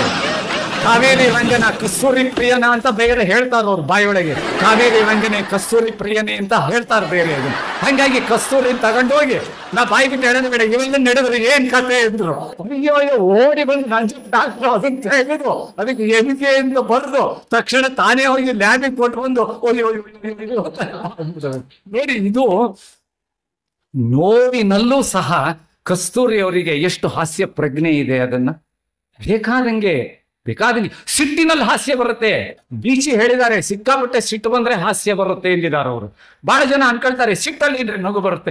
ತಿಮ್ಮ ಮತ್ತು ಗುಂಡ ಅಂತ ಬೀಚಿ ಅವ್ರದ್ದು 2 ಪಾತ್ರಗಳಿದ್ದಾವೆ. ತಿಮ್ಮ ಮತ್ತು ಗುಂಡ ಅಂತ ಅವ್ರದ್ರಲ್ಲಿ. ಈ ತಿಮ್ಮ ಮತ್ತು ಗುಂಡ ಬಹಳ ಕ್ಲೋಸ್ ಫ್ರೆಂಡ್ಸ್, ಒಬ್ರಿಗೊಬ್ರು ಜೀವ ಕೊಡಂತ ಫ್ರೆಂಡ್ಸ್ ತಿಮ್ಮ ಮತ್ತು ಗುಂಡ. ಎಷ್ಟು ಕ್ಲೋಸ್ ಫ್ರೆಂಡ್ ಅಂತಂದ್ರೆ ಅಷ್ಟು ಕ್ಲೋಸ್. ಅವ್ರಲ್ಲಿ ಯಾವತ್ತೂ ಜಗಳ ಬಂದಿರಲಿಲ್ಲ. ಒಂದ್ ದಿವಸ ಅಕಸ್ಮಾತ್ ಇದ್ದಕ್ಕಿದ್ದಂಗೆ ಯಾಕೋ ತಿಮ್ಮ ಗುಂಡನ ನಡುವೆ ಜಗಳ ಬಂತು. ತಿಮ್ಮ ಗುಂಡನ ನಡುವೆ ಜಗಳ ಬಂದಾಗ ತಿಮ್ಮ ಇದ್ದವನು ಗುಂಡನಿಗೆ ಸಿಟ್ಟು ಸಿಕ್ಕಾಪಟ್ಟೆ ಬಂದ್ಬಿಡ್ತಲ್ಲ, ಲೇ ಗುಂಡ, ನೀನು ಬಹಳ ಒಳ್ಳೆಯವನು ಅನ್ಕೊಂಡಿದ್ದೆ, ಇಷ್ಟು ಕೆಟ್ಟವನು ಅಂತ ಗೊತ್ತಿಲ್ಲ, ನಾನು ನಿನಗೆ ಶಾಪ ಕೊಡ್ತೀನಿ, ಮುಂದಿನ ಜನ್ಮದಲ್ಲಿ ನೀನ್ ನಾಯಿಯಾಗಿ ಹುಟ್ಟು ಅಂದ. ಏನಂದ? ಲೇ ಗುಂಡ, ನೀನು ಇಷ್ಟು ಕೆಟ್ಟವನು ಅಂತ ಗೊತ್ತಿಲ್ಲ, ಇವತ್ತು ಗೊತ್ತಾಯ್ತು, ನಾ ಶಾಪ ಕೊಡ್ತೀನಿ, ಮುಂದಿನ ಜನ್ಮದಾಗ ನೀನ್ ನಾಯಿ ಆಗಿ ಹುಟ್ಟು ಅಂದ. ಅವನು ಸುಮ್ಮನೆ ಕೇಳಿಸ್ಕೊಂಡ ಅದನ್ನ, ಯಾರು ಗುಂಡ. ಆಮೇಲೆ ತಿಮ್ಮನಿಗೆ ಹೇಳಿದ, ನಾನು ನಿನಗೆ ಶಾಪ ಕೊಡ್ತೀನಿ, ನೀನ್ ಲೈಟ್ ಕಂಬ ಆಗಿ ಹುಟ್ಟು, ನಾನು ತೀರಿಸ್ಕೊಂತೀನಿ ಅಂದ. ಅದನ್ನು ನಾಯಿ ಏನ್ ಮಾಡ್ತಾವೆ ಅನ್ನೋದು ಗೊತ್ತಲ್ಲ, ನೀನ್ ಲೈಟ್ ಕಂಬ ಆಗಿ ಹುಟ್ಟು. ನೋಡಿ ಜಗಳ ಹೋಗೇ ಬಿಡ್ತು, ಇಬ್ರು ನಾಗಕ್ಕೆ ಶುರು ಮಾಡಿದ್ರು. ಅಲ್ಲಿ ಮಲ್ನಾಡಲ್ಲಿ ಹುಂಚ ಅಂತಿದೆ, ಅದ್ರ ಪಕ್ಕದಲ್ಲಿ ಕಡ್ಸೂರು ಅಂತಿದೆ, ನಮ್ಮ ಅಜ್ಜಿ ಮನೆ. 62, 63ನೇ ಇಸ್ವಿ ಹೆಂಗಲ್ಲಿ ಕರೆಂಟ್ ಬಂತು. ಅಲ್ಲಿ ಕರೆಂಟ್ ನಾಳೆ ಬಂದು ಕರೆಂಟಿಗೆಲ್ಲ ವ್ಯವಸ್ಥೆ ಆಗುತ್ತೆ, ಕರೆಂಟ್ ಬರೋಕ್ಕಿಂತ 1 ತಿಂಗಳು ಮೊದಲು ಕರೆಂಟಿಗೆಲ್ಲ ವ್ಯವಸ್ಥೆ ಆಗುತ್ತೆ ಅಂತ ಅವಾಗ ಮೈಸೂರು ಪವರ್ ಕಾರ್ಪೊರೇಷನ್ನಿನ ಅಧಿಕಾರಿಗಳು ಬಂದು ಹೇಳಿದ್ರು ಈ ಊರಿಗೆ ಅಂತ. ಅವಾಗ ಊರಲ್ಲೆಲ್ಲ ಮೆರವಣಿಗೆ ಮಾಡಿದ್ರು, ನಮ್ಮೂರಿಗೆ ಕರೆಂಟ್ ಬರುತ್ತೆ ಅಂತ ಈಶ್ವರ ದೇವಸ್ಥಾನದಿಂದ ಗಣಪತಿ ದೇವಸ್ಥಾನದವರೆಗೆ ಮೆರವಣಿಗೆ ಮಾಡಿದ್ರು. ಅವಾಗ ಅದು ನಡೆದಿಲ್ಲ, ಆದ್ರೆ ನಮಗಲ್ಲಿ ಹಾಸ್ಯ ಬಂತು, ನಡೆದಿದೆ ಅನ್ನಂಗೆ ಹಾಸ್ಯ ಬಂತು. ಅವ್ರ ಊರಲ್ಲೆಲ್ಲ ಮೆರವಣಿಗೆ ಹೋಗುವಾಗ ಆ ಊರಿನ ನಾಯಿಗಳು ಮುಂದೆ ಕುಣಿತಾ ಇದ್ವು. ಕೊನೆಗೆ ನಮ್ಮವ್ರು ಯಾರೋ ಪತ್ರಕರ್ತರು ಹೋಗಿ ಕೇಳಿದ್ರು, ಅಲ್ಲ ಊರ್ ಮಂದಿಗೆಲ್ಲ ಕರೆಂಟ್ ಬರುತ್ತೆ ಅಂತ ಖುಷಿ ಆದ್ರೆ ನಿಮ್ಗೆ ಯಾಕೆ ಖುಷಿ, ನೀವ್ಯಾಕೆ ಕುಣಿತೀರಿ ಅಂತ. ಅವಾಗ ನಾಯಿಗಳು ಹೇಳಿದ್ವು, ಕರೆಂಟ್ ಬಂದ್ರೆ ಕಂಬ ಬರುತ್ತಲ್ಲ ಅದಕ್ಕೆ ಕುಣಿತೀವಿ ಅನ್ಬೋದು. ಕರೆಂಟ್ ಬಂದ್ರೆ ಕಂಬ ಬರುತ್ತಲ್ಲ, ನಾಯಿಗಳು ಗೊತ್ತಲ್ಲ ಗುಣ ಅದನ್ನು. ಅದು ಏನೇ ಇರಲಿ, ಹಾಸ್ಯ ನಮಗೆ ಬೇಕು ಅಂತಂದ್ರೆ ಎಲ್ಲ ಸಂದರ್ಭಗಳಲ್ಲೂ ಹಾಸ್ಯ ಇರುತ್ತೆ. ಯಾವ್ದು ನೋಡಿ, ಟೆನ್ಷನ್ ಆದಾಗ ಹಾಸ್ಯ ಕೊಡ್ಬೋದು ನಾವು. ಇಲ್ಲೇನೆ ತ್ರಿಶೂಲ್ ಕಲಾಭವನದ ಹತ್ರ ನಾನು ಮದುವೆ ಫೋಟೋ ತೆಗಿತಾ ಇರುವಾಗ ಆ ವರನ ಕುದುರೆ ಮೇಲೆ ಕೂರಿಸ್ಕೊಂಡು ಕರ್ಕೊಂಡು ಬಂದ್ರು. ಕುದುರೆ ಮೇಲೆ ಅವನು ವರ ಬಂದಿದ್ದಾನೆ, ಅವನಿಗೆ ಟೆನ್ಷನ್ನು, ಯಾಕೆಂದ್ರೆ ಜೀವಮಾನದಲ್ಲಿ ಅದೇ ಫಸ್ಟ್ ಕುದುರೆ ಹತ್ತಿದ್ದಾನೆ. ಅದು ಎಂತ ಕುದುರೆ, ಅವನ ಸಾಬಿ ಸರಿಯಾಗಿ ಮೇವು ಹಾಕಿರೋದಿಲ್ಲ ಅಂತ ಕುದುರೆ. ಎಲ್ಲರ ಏನಾರ ಒಂದು ಹಸಿರು ಸೊಪ್ಪು ಕಂಡ್ರೆ ತಿನ್ನಕ್ ಹೋಗ್ಬೋದು ಅದು ಕುದುರೆ, ಅದನ್ನ ಹುರಳಿಗಲ್ಲಿ ಹಾಕಿರೋದಿಲ್ಲ ಅಂತ ಕುದುರೆ ಮೇಲೆ ಕೂರಿಸಿ ಕೈಗೆ ಲಗಾಮ್ ಕೊಟ್ಟಿದ್ದಾರೆ. ಅವನೇನು ಹೆದರ್ಕೊಂಡು ಕೂತಿದ್ದಾನೆ. ಪುರೋಹಿತರಿಗೆ ಟೆನ್ಷನ್, ಮದುಮಗನಿಗೆ ಅಷ್ಟೇ ಇಲ್ಲ, ಪುರೋಹಿತರಿಗೆ ಟೆನ್ಷನ್. ಯಾಕೆ ಅಂತಂದ್ರೆ ಇಲ್ಲೊಂದು ಮುಹೂರ್ತ ಮುಗಿಸಿ ಇನ್ನೊಂದು ಮುಹೂರ್ತಕ್ಕೆ ಹೋಗ್ಬೇಕು. ವಾದ್ಯ ಓದೋರಿಗೆ ಟೆನ್ಷನ್, ಅವತ್ತು ಬಹಳ ಮುಹೂರ್ತ ಇದ್ವು, ಇಲ್ಲೊಂದಿಷ್ಟು ಪಿ ಅನ್ ಮತ್ತೊಂದ್ ಕಡೆ ಪಿ ಅನ್ನಕ್ ಹೋಗ್ಬೇಕು ಅವರು, ಇಲ್ಲಿ ಜಲ್ದಿ ಮುಗಿಲಿ ಅಂತ ಹೇಳಿ. ಲಗ್ನಕ್ಕೆ ಬಂದವ್ರಿಗೆ ಟೆನ್ಷನ್, ಯಾಕೆಂದ್ರೆ ಜಲ್ದಿ ಮುಹೂರ್ತ ಆದ್ರೆ ಮೊದಲನೇ ಪಂಕ್ತಿಗೆ ಊಟಕ್ಕೆ ಹೋಗೋಣ, ತಡ ಆದ್ರೆ ಮತ್ತೆ ಏನಪ್ಪಾ ಅಂತೇಳಿ ಅವ್ರಿಗೆ ಟೆನ್ಷನ್, ಎಲ್ಲರಿಗೂ ಟೆನ್ಷನ್. ಈ ಟೆನ್ಷನ್ನಿನ ನಡುವೆ ವರ ಹಿಂಗ್ ಬರ್ತಾ ಇದ್ದಾನಲ್ಲ ವರಾಗಮನ ಕುದುರೆ ಮೇಲೆ, ಯಾರೋ ಒಬ್ರು ಬಂದ ಪುರೋಹಿತರನ್ನ ಕೇಳಿದ್ರು, ರೀ ಆಚಾರ್ಯ ಸ್ವಾಮಿಯರೇ, ಈ ಲಗ್ನದ ಮನೆಗೆ ಬರುವಾಗ ಮದುಮಗನ್ನ ಕುದುರೆ ಮೇಲೆ ಕೂರಿಸ್ಕೊಂಡು ಯಾಕೆ ಬರ್ತಾರೆ ಅಂತ ಕೇಳಿದ್ರು. ಪುರೋಹಿತರು, ಆಗ್ಲಪ್ಪ ಅದಕ್ಕೆ ಕುದುರೆ ಅನ್ಬಾರ್ದು, ಅದಕ್ಕೆ ಉಚ್ಚೈಶ್ರವಸ್ಸು ಅನ್ಬೇಕು, ಸಮುದ್ರ ಮಥನದಲ್ಲಿ ಬಂದಿದ್ದು ಇಂದ್ರನ ಹತ್ರ ಹೋಯ್ತದು, ಮತ್ತು ಅವನನ್ನ ವರ ಅನ್ಬಾರ್ದು, ಮದುಮಗ ಅನ್ಬಾರ್ದು. ಅವ್ರು ವೈಷ್ಣವರಾದ್ರೆ ನಾರಾಯಣ ಸ್ವರೂಪ, ಅವರು ಸ್ಮಾರ್ತರಾದ್ರೆ ಶೈವರಾದ್ರೆ ಅವನು ಶಿವ ಸ್ವರೂಪ, ಹಾಗಾಗಿ ಅವನಿಗೆ ಶಿವ ಇಲ್ಲ ನಾರಾಯಣ ಅಂತ ಭಾವನೆ ಮಾಡಬೇಕು, ಅದು ಕುದುರೆಯಲ್ಲ ಉಚ್ಚೈಶ್ರವಸ್ಸು ಅಂತ ಭಾವನೆ ಮಾಡಬೇಕು, ಹಿಂಗೆಲ್ಲ ಅಂದ್ರು. ಅವನಿಗೆ ಸಮಾಧಾನ ಆಗಲಿಲ್ಲ, ಪ್ರಶ್ನೆ ಕೇಳಿದವನಿಗೆ. ನನ್ನ ಹತ್ರ ಬಂದು ಕೇಳಿದ, uncle photographer uncle, Manjunath uncle, ಈ ಲಗ್ನದ ಮನೆಗೆ ಬರುವಾಗ ಹೊರನ್ನ ಕುದುರೆ ಮೇಲೆ ಕೂರಿಸ್ಕೊಂಡು ಯಾಕೆ ಬರ್ತಾರೆ ಅಂತ. ನನಗೆ ಎಲ್ಲರದ್ದು ಟೆನ್ಷನ್ ಹೋಗ್ಬೇಕಾಗಿತ್ತಲ್ಲ, ಅದಕ್ಕೆ ನಾನು ಜೋರಾಗೆ ಹೇಳಿದೆ ಎಲ್ಲರಿಗೂ ಕೇಳಂಗೆ, ಬಾರಪ್ಪ ಯಾಕೆ ಗೊತ್ತಾ, ಲಗ್ನದ ಮನೆಗೆ ಬರುವಾಗ ಮದುಮಗನ್ನ ಕುದುರೆ ಮೇಲೆ ಕೂರಿಸ್ಕೊಂಡು ಯಾಕೆ ಬರ್ತಾರೆ ಅಂದ್ರೆ, ನೋಡತ್ತಮ್ಮ ನೀನ್ ತಪ್ಪಿಸ್ಕೊಂಡು ಹೋಗೋದಾದ್ರೆ ಲಾಸ್ಟ್ ಚಾನ್ಸು, ಕುದುರೆ ಮೇಲೆ ಕೂರಿಸಿ ಲಗಾಮ್ ಕೈ ಕೊಟ್ಟಿದೀವಿ, ಗುಂಡಿಗೆ ಬೀಳ್ಲೇಬೇಕಂತಿದ್ರೆ ಬಾವಣಗೆ ಅಂದ್ರು. ಅದಕ್ಕೆ ನೀವು ಯಾರ್ಯಾರು ಗುಂಡಿಗೆ ಬಿದ್ದೀರೋ ಗೊತ್ತಿಲ್ಲ, ಇವರು ಬ್ರಹ್ಮಚಾರಿಗಳು ಅವರು ಬ್ರಹ್ಮಚಾರಿಗಳು ಅಂದಾಗ ನೀವು ಕೆಲವರೆಲ್ಲ ಉದ್ಗಾರ ತೆಗಿದ್ರಿ, ಕೆಲವರು ಚಪ್ಪಾಳೆ ತಟ್ಟಿದ್ರಿ, ಒಬ್ಬರೇ ಇದ್ರೆ ಸಾಧಿಸ್ತಾರೆ ಅಂತ ಗುರುಪ್ರಸಾದ್ ಹೇಳಿದಾಗ ನೀವು ಕೆಲವರೆಲ್ಲ ಅದಕ್ಕೆ ಖುಷಿಯಿಂದ ಅಂದ್ರಿ. ಪಾಪ ಏನ್ ನಿಮಗಿದೆಯೋ ನನಗೆ ಗೊತ್ತಿಲ್ಲ, ಆದ್ರೆ ಒಬ್ರಿಗಿಂತ ಇಬ್ಬರಿದ್ರೆ ಒಳ್ಳೇದು. ಅದು ನಮಗೊಂದೊಂದ್ಸಲ ಅನ್ಸುತ್ತೆ, ನಾವ್ ಇಬ್ಬರಿದ್ದಿದ್ರೆ ಈಗ ಉಪವಾಸ ಬರ್ತಿರ್ಲಿಲ್ಲ, ಹೆಂಗಾರ ಬಾಯೊಳಗೆ ತುಡುಗಿನೇ ಕಳಿಸ್ತಿದ್ವಿ ನನಗೆ. ಹೌದಾ ಅಲ್ವಾ? 10 ಸಲ ಫೋನ್ ಮಾಡಿ ಯಾಕೆ ಇದು ಬಂದಿಲ್ಲ ಅಂದು ನಾನು ತಕ್ಷಣ ಡೋಮ್ ಅಂತ ಬಾಯಿಗೆ ಹಾಕೊಳ್ಳಂತದನ್ನು ತುಂಬಿನೇ ಕಳಿಸ್ತಾ ಇದ್ಲು. ಆದ್ರೆ ಹೆಂಡತಿನೇ ಆಗ್ಬೇಕಂತಿಲ್ಲ, ನಮ್ಮ ಅಮ್ಮ ಇದ್ದಿದ್ರು ಅದನ್ನೇ ಕೆಲಸ ಮಾಡ್ತಾ ಇದ್ರು, ನಮ್ಮ ಅಕ್ಕ ಇದ್ರು ಅದೇ ಕೆಲಸವನ್ನ ಮಾಡ್ತಾ ಇದ್ರು. ಹೆಣ್ಮಕ್ಳಿಗೆ ಒಂದು ಚಪ್ಪಾಳೆ ಕೊಡ್ರಿ, ಇಂಥ ಸಹನೆ ಹೆಣ್ಮಕ್ಳಿಗೆ ಇದೆ. ಹಾಗಾಗಿನೇನೆ ಹೆಣ್ಣಿನ ಜೀವಕ್ಕೆ ನಮ್ಮ ಪ್ರಪಂಚದಲ್ಲಿ ದೊಡ್ಡ ಬೆಲೆಯನ್ನು ನಾವು ಕೊಟ್ಟಿದ್ದೇವೆ. ಹಾಗಾಗಿ ಕೋಪದಲ್ಲಿ ಬರುತ್ತೆ ಹಾಸ್ಯ, ನಗುವಿನಲ್ಲಿ ಬರುತ್ತೆ ಹಾಸ್ಯ, ಎಲ್ಲ ಕಡೆಗೂ ಬರುತ್ತೆ. ಬಹಳ ಜನ ಅನ್ಕೊಳ್ತಾರೆ ಈ ಹಾಸ್ಯ ಅಂತೆಲ್ಲ ಹೇಳ್ತೀವಲ್ಲ ಸರ್, ನಾವು ಬಹಳ ಪ್ರಯತ್ನ ಮಾಡ್ತೀವಿ ನಗೋದಕ್ಕೆ, ಆದ್ರೂ ಯಾಕೋ ಏನೋ ನಮಗೆ ನಗುನೇ ಬರೋದಿಲ್ಲ, ನಮ್ಗೆ ಅದೃಷ್ಟ ಇಲ್ಲ ಬಿಡ್ರಿ ಅಂತ ಬಹಳ ಜನ ನಮ್ಮ ಹತ್ರ ಅಂತಿರ್ತಾರೆ. ನಾನು ದಿವಸ ಅನ್ಕೊಳ್ತೀನಿ ಏನೇನಾರ ನೆನೆಸ್ಕೊಂಡು ನಗಬೇಕು ಅಂತ ಪ್ರಯತ್ನ ಮಾಡ್ತೀನಿ, ಟ್ರೈ ಮಾಡೇ ಮಾಡ್ತೀನಿ, ಆದ್ರೆ ದರಿದ್ರ ನಂಗೆ ನಗುನೇ ಬರೋದಿಲ್ಲ, ಆ ಅದೃಷ್ಟ ನಮಗಿಲ್ಲ ಸಾರ್ ಅಂತಾರೆ. ಒಬ್ಬ ಹಂಗೆ ಹೇಳಿದ ನನ್ನ ಹತ್ರ, ಅವನನ್ನು ಕರ್ಕೊಂಡು ಹೋದೆ, ನೀನು ತೋರಿಸ್ತೀನಿ ಬಾ ಇಲ್ಲಿ ಅಂತ ಕರ್ಕೊಂಡು ಹೋದೆ. ನಂಗೆ ಗೊತ್ತಿತ್ತಲ್ಲ ಏನು ನಡೆಯುತ್ತೆ ಅಂತ ಹೇಳಿ ಕರ್ಕೊಂಡು ಹೋದೆ. ಜಾತ್ರೆ ನಡೀತಾ ಇತ್ತು, ಜಾತ್ರೆಯಲ್ಲಿ ದೇವ್ರನ್ನ ನೋಡೋದಕ್ಕೆ ಎಲ್ಲರೂ ಇದ್ರು. ಅವ್ನು ಹೇಳಿದ್ನಲ್ಲ, ನನಗೆ ಪ್ರಯತ್ನ ಮಾಡ್ತೀನಿ ನಗೋದಕ್ಕೆ ಬರದೇ ಇಲ್ಲ, ಯಾಕಂದ್ರೆ ನನಗದು ಅದೃಷ್ಟ ಇಲ್ಲ ಅಂದ. ಬಾ ನಿನ್ನದು ಪ್ರಯತ್ನ ಅದೃಷ್ಟ ಎರಡನ್ನೂ ತೋರಿಸ್ತೀನಿ ಬಾ ಅಂತ ಕರ್ಕೊಂಡು ಹೋದೆ. ಜಾತ್ರೆ ಒಳಗೆ ಎಲ್ಲರೂ ಕ್ಯೂ ನಿಂತಿದ್ರು ದೇವ್ರನ್ನ ನೋಡೋದಕ್ಕೆ. ನನ್ನ ನೋಡಿ ಯಾರೋ ಕರೆದ್ರು, ಅಯ್ಯೋ ಮಂಜುನಾಥ್ ಸರ್ ಬರ್ರಿ, ನೀವು ಹಿರಿ ಪತ್ರಕರ್ತರು, ನಿಮ್ಗೆ ಹಿಂಗೆ ಸೀದಾ ಬಿಡಿಸ್ತೀವಿ ಅಂದ್ರೆ. ಬೇಡಪ್ಪ, ಎಲ್ಲರ ಜೊತೆಗೆ ಹೋದ್ರೆ ಮಜಾ, ಅದು ಪುಣ್ಯನೂ ಬರುತ್ತೆ. ನಾನು ಅಲ್ಲಿ ನಿಂತೆ, ಅವನನ್ನು ಹಿಂದ್ಗಡೆಗೆ ನಿಲ್ಲಿಸ್ಕೊಂಡೆ, ನಿಂತ್ಗ ಇಲ್ಲಿ ಅಂತ. ನಮ್ಮ ಮುಂದ್ಗಡೆಗೆ ಇಬ್ರು ಯುವತಿಯರಿದ್ರು, ಲಗ್ನ ಆಗಿ ಬೇರೆ ಊರಿಗೆ ಹೋದವರು, ಜಾತ್ರೆಗೆ ಬಂದಿದ್ದಾರೆ. 1 ವರ್ಷನೋ 2 ವರ್ಷಕ್ಕೊಂದ್ಸರ್ತಿ ಜಾತ್ರೆ ನಡೆಯುತ್ತಲ್ಲ ಇಲ್ಲಿ. ಅವಾಗ ಇವಳು ಅವಳನ್ನ ಕೇಳಿದ್ಲು, ಅವರಿಬ್ರು ಫ್ರೆಂಡ್ಸ್ ಅಲ್ಲ, ಲಗ್ನ ಆಗಿ ಬೇರೆ ಬೇರೆ ಊರಿಗೆ ಹೋಗಿದ್ದಾರೆ. ಇವಳು ಅವಳನ್ನ ಕೇಳಿದ್ಲು, ಏನೇ ಆರಾಮಿದೀಯಾ ಅಂತ ಕೇಳಿದ್ಲು. ನಾ ಆರಾಮಿದ್ದೀನಿ ಕಣೆ, ನೀನ್ ಆರಾಮಿದೀಯಾ ಅಂದವಳು. ಇದು ಸ್ವಾಭಾವಿಕ ಅಲ್ಲ, ನಾನು ಆರಾಮಿದ್ದೀನಿ ಕಣೆ ಅಂತ ಅಂದ್ಲು ಇವಳು ಅದನ್ನ. ಆಮೇಲೆ ಇವಳು ಕೇಳಿದ್ಲು ಪ್ರಶ್ನೆ, ಏನೇ ನಿಮ್ಮ ಮನೆಗೆ ಎಲ್ಲರೂ ಆರಾಮಿದಾರ ಅಂದ್ಲು. ನಮ್ಮನೆಗೆ ಎಲ್ಲರೂ ಆರಾಮಿದಾರ ಕಣೆ ಅಂತ ಅವಳಂದ್ಲು. ಆಮೇಲೆ ಅವಳು ಇವಳನ್ನ ಕೇಳಿದ್ಲು, ನಿಮ್ಮನೆಗೆ ಎಲ್ಲರೂ ಆರಾಮಿದಾರೇನೆ ಅಂತ. ಅವಾಗ ಇವಳಂದ್ಲು, ನಮ್ಮನೆಗೆ ಎಲ್ಲರೂ ಆರಾಮಿದಾರ ಕಣೆ, ಆದ್ರೆ ನಮ್ಮ ಅತ್ತಿ ಸತ್ತೋಯ್ತು ಅಂತ ಹೇಳಿದ್ಲು ಅವಳು. ನಮ್ಮ ಅತ್ತಿ ಸತ್ತೋಯ್ತು ಅಂದ್ಲು. ಅವಾಗ ಅವಳಂದ್ಲು, ಅಲ್ಲೇ ನಿಮ್ಮ ಅತ್ತಿ ಸುತ್ತಿನ ಪೇಡ ಕೊಡ್ದಲ್ಲೇ ಸ್ವೀಟ್ ಕೊಡ್ದಲ್ಲೇ ಹಂಗೆ ಬಾಯಾಗ ಹೇಳಿದೆಯಲ್ಲೇ ಸ್ವೀಟ್ ಕೊಡು ಅಂದ್ಲು ಅವಳು. ಅದು ಅವಾಗ ಇವಳಂದ್ಲು, ಅದು ಸ್ವೀಟ್ ಕೊಡೋದು ಆಮೇಲೆ ಇರ್ಲಿ, ನಮ್ಮ ದಾವಣಗೆರೆ ಭಾಷೆ ಹೇಳಿದ್ರೆ ಅರ್ಥ ಆಗುತ್ತಲ್ಲ ನಿಮಗೆ, ನಮ್ಮ ಚೌಕಿಪೇಟೆ ಭಾಷೆ. ಸ್ವೀಟ್ ಒಡನೆ ಆಮೇಲೆ ಇರ್ಲಿ, ಮೊದಲು ಹೆಂಗ್ ಸತ್ತು ನಮ್ಮ ಅತ್ತಿ ಅಂತ ಕೇಳಿ, ಅದು ಇಂಟ್ರೆಸ್ಟಿಂಗು ಅಂತ. ಈಗ ನಮ್ಮ ಟಿವಿ ಒಳಗೆ ಹೇಳೋದು ಹಂಗೆ ಅಲ್ಲ. ಅದನ್ನ after a small break will disclose all the secrets, all the ಇದು ಅಂತ ಹೇಳಿ ಮಿರಾಕಲ್ಸ್ ಅನ್ನೋದಂಗೆ ಹೇಳ್ತಾರೆ. ಕೊನೆಗೆ ನೋಡಿದ್ರೆ ಏನೂ ಇಲ್ಲ, ಕೊನೆಗೆ ಹೊಟ್ಟಿಗಿರ್ಲಿಲ್ಲ, ಸತ್ತ ಅನ್ನೋದು ಅಷ್ಟೇ ಇರುತ್ತೆ. ಅದು ಸುಮ್ಮನೆ ಆಫ್ಟರ್ ಬ್ರೇಕ್ ಅಂತ ನಾವು ಅಡ್ವರ್ಟೈಸ್ಮೆಂಟ್ ನೋಡಿದ್ದೆ ಅದನ್ನು ಬರೀ ಅಂಥದ್ದೇ ಹೇಳ್ತಾರೆ.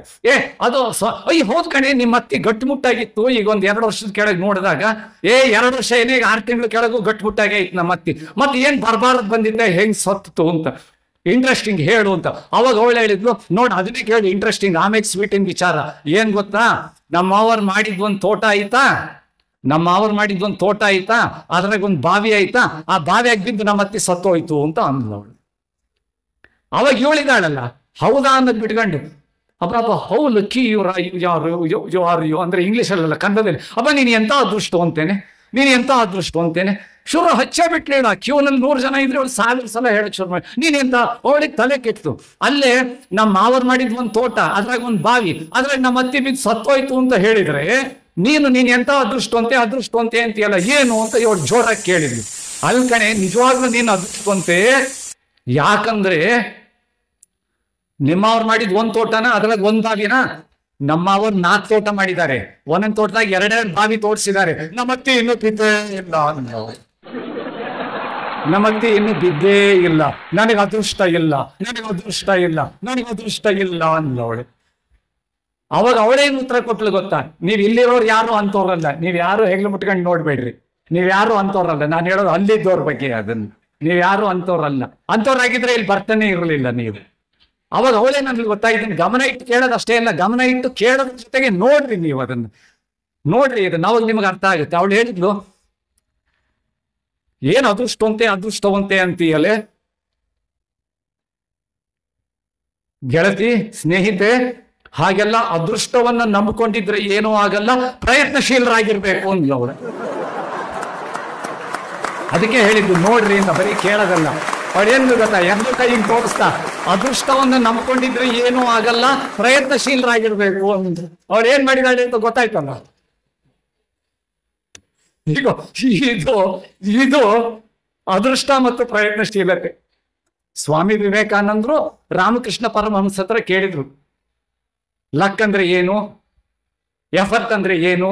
ಅವಾಗ ವಿವೇಕಾನಂದರಿಗೆ ರಾಮಕೃಷ್ಣ ಪರಮಹಂಸರು ಎಷ್ಟು ಚೆನ್ನಾಗಿ ಹೇಳಿದ್ರು, ಅದೃಷ್ಟ ಅನ್ನೋದು 1 ಚಮಚ ಸಕ್ಕರೆ ಇದ್ದ ಹಾಗೆ, ಪ್ರಯತ್ನಶೀಲತೆ ಅನ್ನೋದು 1 ಕಪ್ ಹಾಲು ಇದ್ದ ಹಾಗೆ. ಯಾರು ಪ್ರಯತ್ನಶೀಲರ 1 ಕಪ್ ಹಾಲನ್ನ ಮಾಡ್ಕೊಳ್ತಾರೋ ಅವರಿಗೆ ಅದೃಷ್ಟ ಎನ್ನುವ 1 ಚಮಚ ಸಕ್ಕರೆಯನ್ನ ಪರಮಾತ್ಮ ಕೊಡ್ತಾನೆ ಅಂತ. ಒಂದು ಚಪಾಳೆ ಕೊಡ್ರಿ ಅವ್ರಿಗೆ, ವಿತ್ ಗ್ರೇಟ್ ಎಫರ್ಟ್.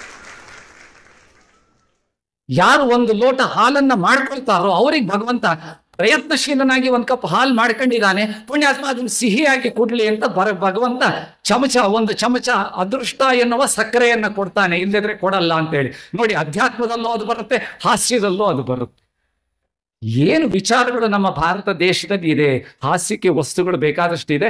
ಆದರೆ ಈಗ ಬಹಳ ಸಮಯ ಆಯ್ತು, ಮುಗಿತಾ ಬಂತು. ಈಗ ನಾನು ಮುಗಿಸ್ತೇನೆ, ನೀವು ಹಿಂದೆ ಬಂದು ನಿಂತ್ಕೊಂಡ್ರೆ ನನಗೆ ಗೊತ್ತಾಗುತ್ತೆ ಈಗ ಸಮಯ ಆಗಿದೆ ಅನ್ನೋದು. ಆದ್ರೆ ಈ ಹಾಸ್ಯ ಅನ್ನೋದು ಹಾಗೆ, ಕೇಳೋರಿಗೂ ಸಮಯ ಹೋಗಿದ್ದು ಗೊತ್ತಾಗೋದಿಲ್ಲ, ಹೇಳೋರಿಗೂ ಸಮಯ ಹೋಗಿದ್ದು ಗೊತ್ತಾಗೋದಿಲ್ಲ. ಆದ್ರೆ ಎಲ್ಲದಕ್ಕೂ ಹೇಳುವುದಕ್ಕೂ ಕೇಳುವುದಕ್ಕೂ ಸಮಯ ಇರುತ್ತೆ. ಹಾಗಾಗಿ ನಿಮಗೆ ಒಂದು ವಿಚಾರವನ್ನ ಹೇಳಿ ನನ್ನ ಮಾತನ್ನ ನಾನು ಮುಗಿಸ್ತೇನೆ. ಏನು ಅಂತ ಹೇಳಿದ್ರೆ, ಬಹಳ ಜನ ಅಂದ್ಕೊಳ್ತಾರೆ ಎಲ್ಲ ಕಡೆನೂ ಹಾಸ್ಯ ಇರುತ್ತೆ, ಎಲ್ಲಾ ಕಡೆನೂ ಹಾಸ್ಯ ಇರುತ್ತೆ, ಸಾವಿನಲ್ಲಿ ಹಾಸ್ಯ ಇರುತ್ತಾ ಅಂತ ಕೇಳ್ತಾರೆ ಕೆಲವರು. ಸಾವಿನಲ್ಲಿ ಹಾಸ್ಯ ಇರುತ್ತಾ ಅಂತ ಹೇಳಿ, ಪುಣ್ಯಾತ್ಮ ಬೀಚಿ ಸಾವಿನಲ್ಲೂ ಹಾಸ್ಯ ಸೃಷ್ಟಿ ಆಗುತ್ತೆ ಅನ್ನೋದನ್ನ ಬೀಚಿ ಯಾರು ಅಭಿನವ ಬೀಚಿ ಎಂತದೋ ಬೀಚಿ ಅಂತ ಹೇಳ್ತಾರಲ್ಲ, ಅವರಲ್ಲ ಒರಿಜಿನಲ್ ಬೀಚಿ ನಾನು ಹೇಳೋದು. ಒರಿಜಿನಲ್ ಬೀಚಿ ಭೀಮಸೇನ್ ರಾವ್ ಅಂತ ಹೇಳಿ, ಬಳ್ಳಾರಿಯವರು, ಹರಪನಹಳ್ಳಿ ಹುಟ್ಟಿದವರು, ಬಳ್ಳಾರಿಯಲ್ಲಿ ಇದ್ದವರು. ಬೀಚಿ ಕರ್ನಾಟಕ ಕಂಡ ಅತ್ಯದ್ಭುತ ಹಾಸ್ಯ ಸಾಹಿತಿ, ಪೊಲೀಸ್ ಇಲಾಖೆ ಒಳಗೆ ಕೆಲಸಕ್ಕಿದ್ರು, ನಮಗೆ ಅತ್ಯಂತ ಒಡನಾಡಿಗಳು. ಸುಧಾ ಪತ್ರಿಕೆ ಒಳಗೆ ಅನೇಕ ವರ್ಷಗಳ ಕಾಲ ತನ್ನ ಹೆಸರನ್ನು ಹಾಕದೆ ಪ್ರಶ್ನೋತ್ತರ ಬರೆದವರು. ಒಂದು ಚಪಾಳಿ ಕೊಡಿ ಬೀಚಿಯವರಿಗೆ. ದಾವಣಗೆರೆಗೂ ಬಂದಿದ್ರು ಅವರು. ಇಲ್ಲಿ ಬಂದ್ರೆ ನಮ್ಮ ಮುದುಗಲ್ ಭೀಮಸೇನವ್ರ ಮನೇಲಿ ಉಳ್ಕೊಳ್ತಾ ಇದ್ರು ಅವರು. ಅದನ್ನ ಬೀಚಿಯವರು ನಮ್ಮ ಲಾಯರ್ ಸ್ಟ್ರೀಟ್ ಅಲ್ಲಿ ಇತ್ತು, ಶಂಕರ ಮಠದ ಪಕ್ಕದಲ್ಲಿ, ಅಲ್ಲಿ ಉಳ್ಕೊಳ್ತಾ ಇದ್ರು, ನಮಗೆಲ್ಲ ಆತ್ಮೀಯರಾಗಿದ್ರು. ನೋಡಿ, ಆ ಬೀಚಿ ಸಾವಿನಲ್ಲೂ ಹಾಸ್ಯ ಅನ್ನೋದನ್ನು ಎಷ್ಟು ಚೆನ್ನಾಗಿ ಹೇಳಿದ್ದಾರೆ, ಅದನ್ನ ಹೇಳಿ ನಾನು ಮುಗಿಸ್ತೀನಿ. ಈ ತಿಮ್ಮನ ಹೆಂಡತಿ ಸತ್ತೋದ್ಲಂತೆ. ಯಾರು? ತಿಮ್ಮನ ಹೆಂಡತಿ ಸತ್ತೋದ್ಲು. ತಿಮ್ಮನ ಹೆಂಡತಿ ಸತ್ತೋದಾಗ ಹೆಣ ಅಲ್ಲಿ ಇಟ್ಕೊಂಡಿದ್ದಾನೆ. ತಿಮ್ಮ ಗೋಳೋ ಅಂತ ಅಳುತ್ತಾ ಇದ್ದಾನೆ. ಆ ಹೆಣನ ಬಿಡೋದು ಇಲ್ಲ, ಮೂಗು ಕಣ್ಣು ಒರೆಸ್ಕೊಳ್ಳೋದು ಇಲ್ಲ. ಮೂಗಿಂದನೂ ಸುರಿತಿದೆ, ಕಣ್ಣಿಂದನೂ ಸುರಿತಾ ಇದೆ. ಅಳ್ತಾನೆ ಇದ್ದಾನೆ, ಹೆಣ ಬಿಡೋದಿಲ್ಲ. ಸುತ್ತಮುತ್ತ ಇದ್ದವರೆಲ್ಲ ಬಹಳ ಮಡಿವಂತರು, ಆ ವಠಾರದಲ್ಲಿ ಇದ್ದವರೆಲ್ಲ ಮಡಿವಂತರು.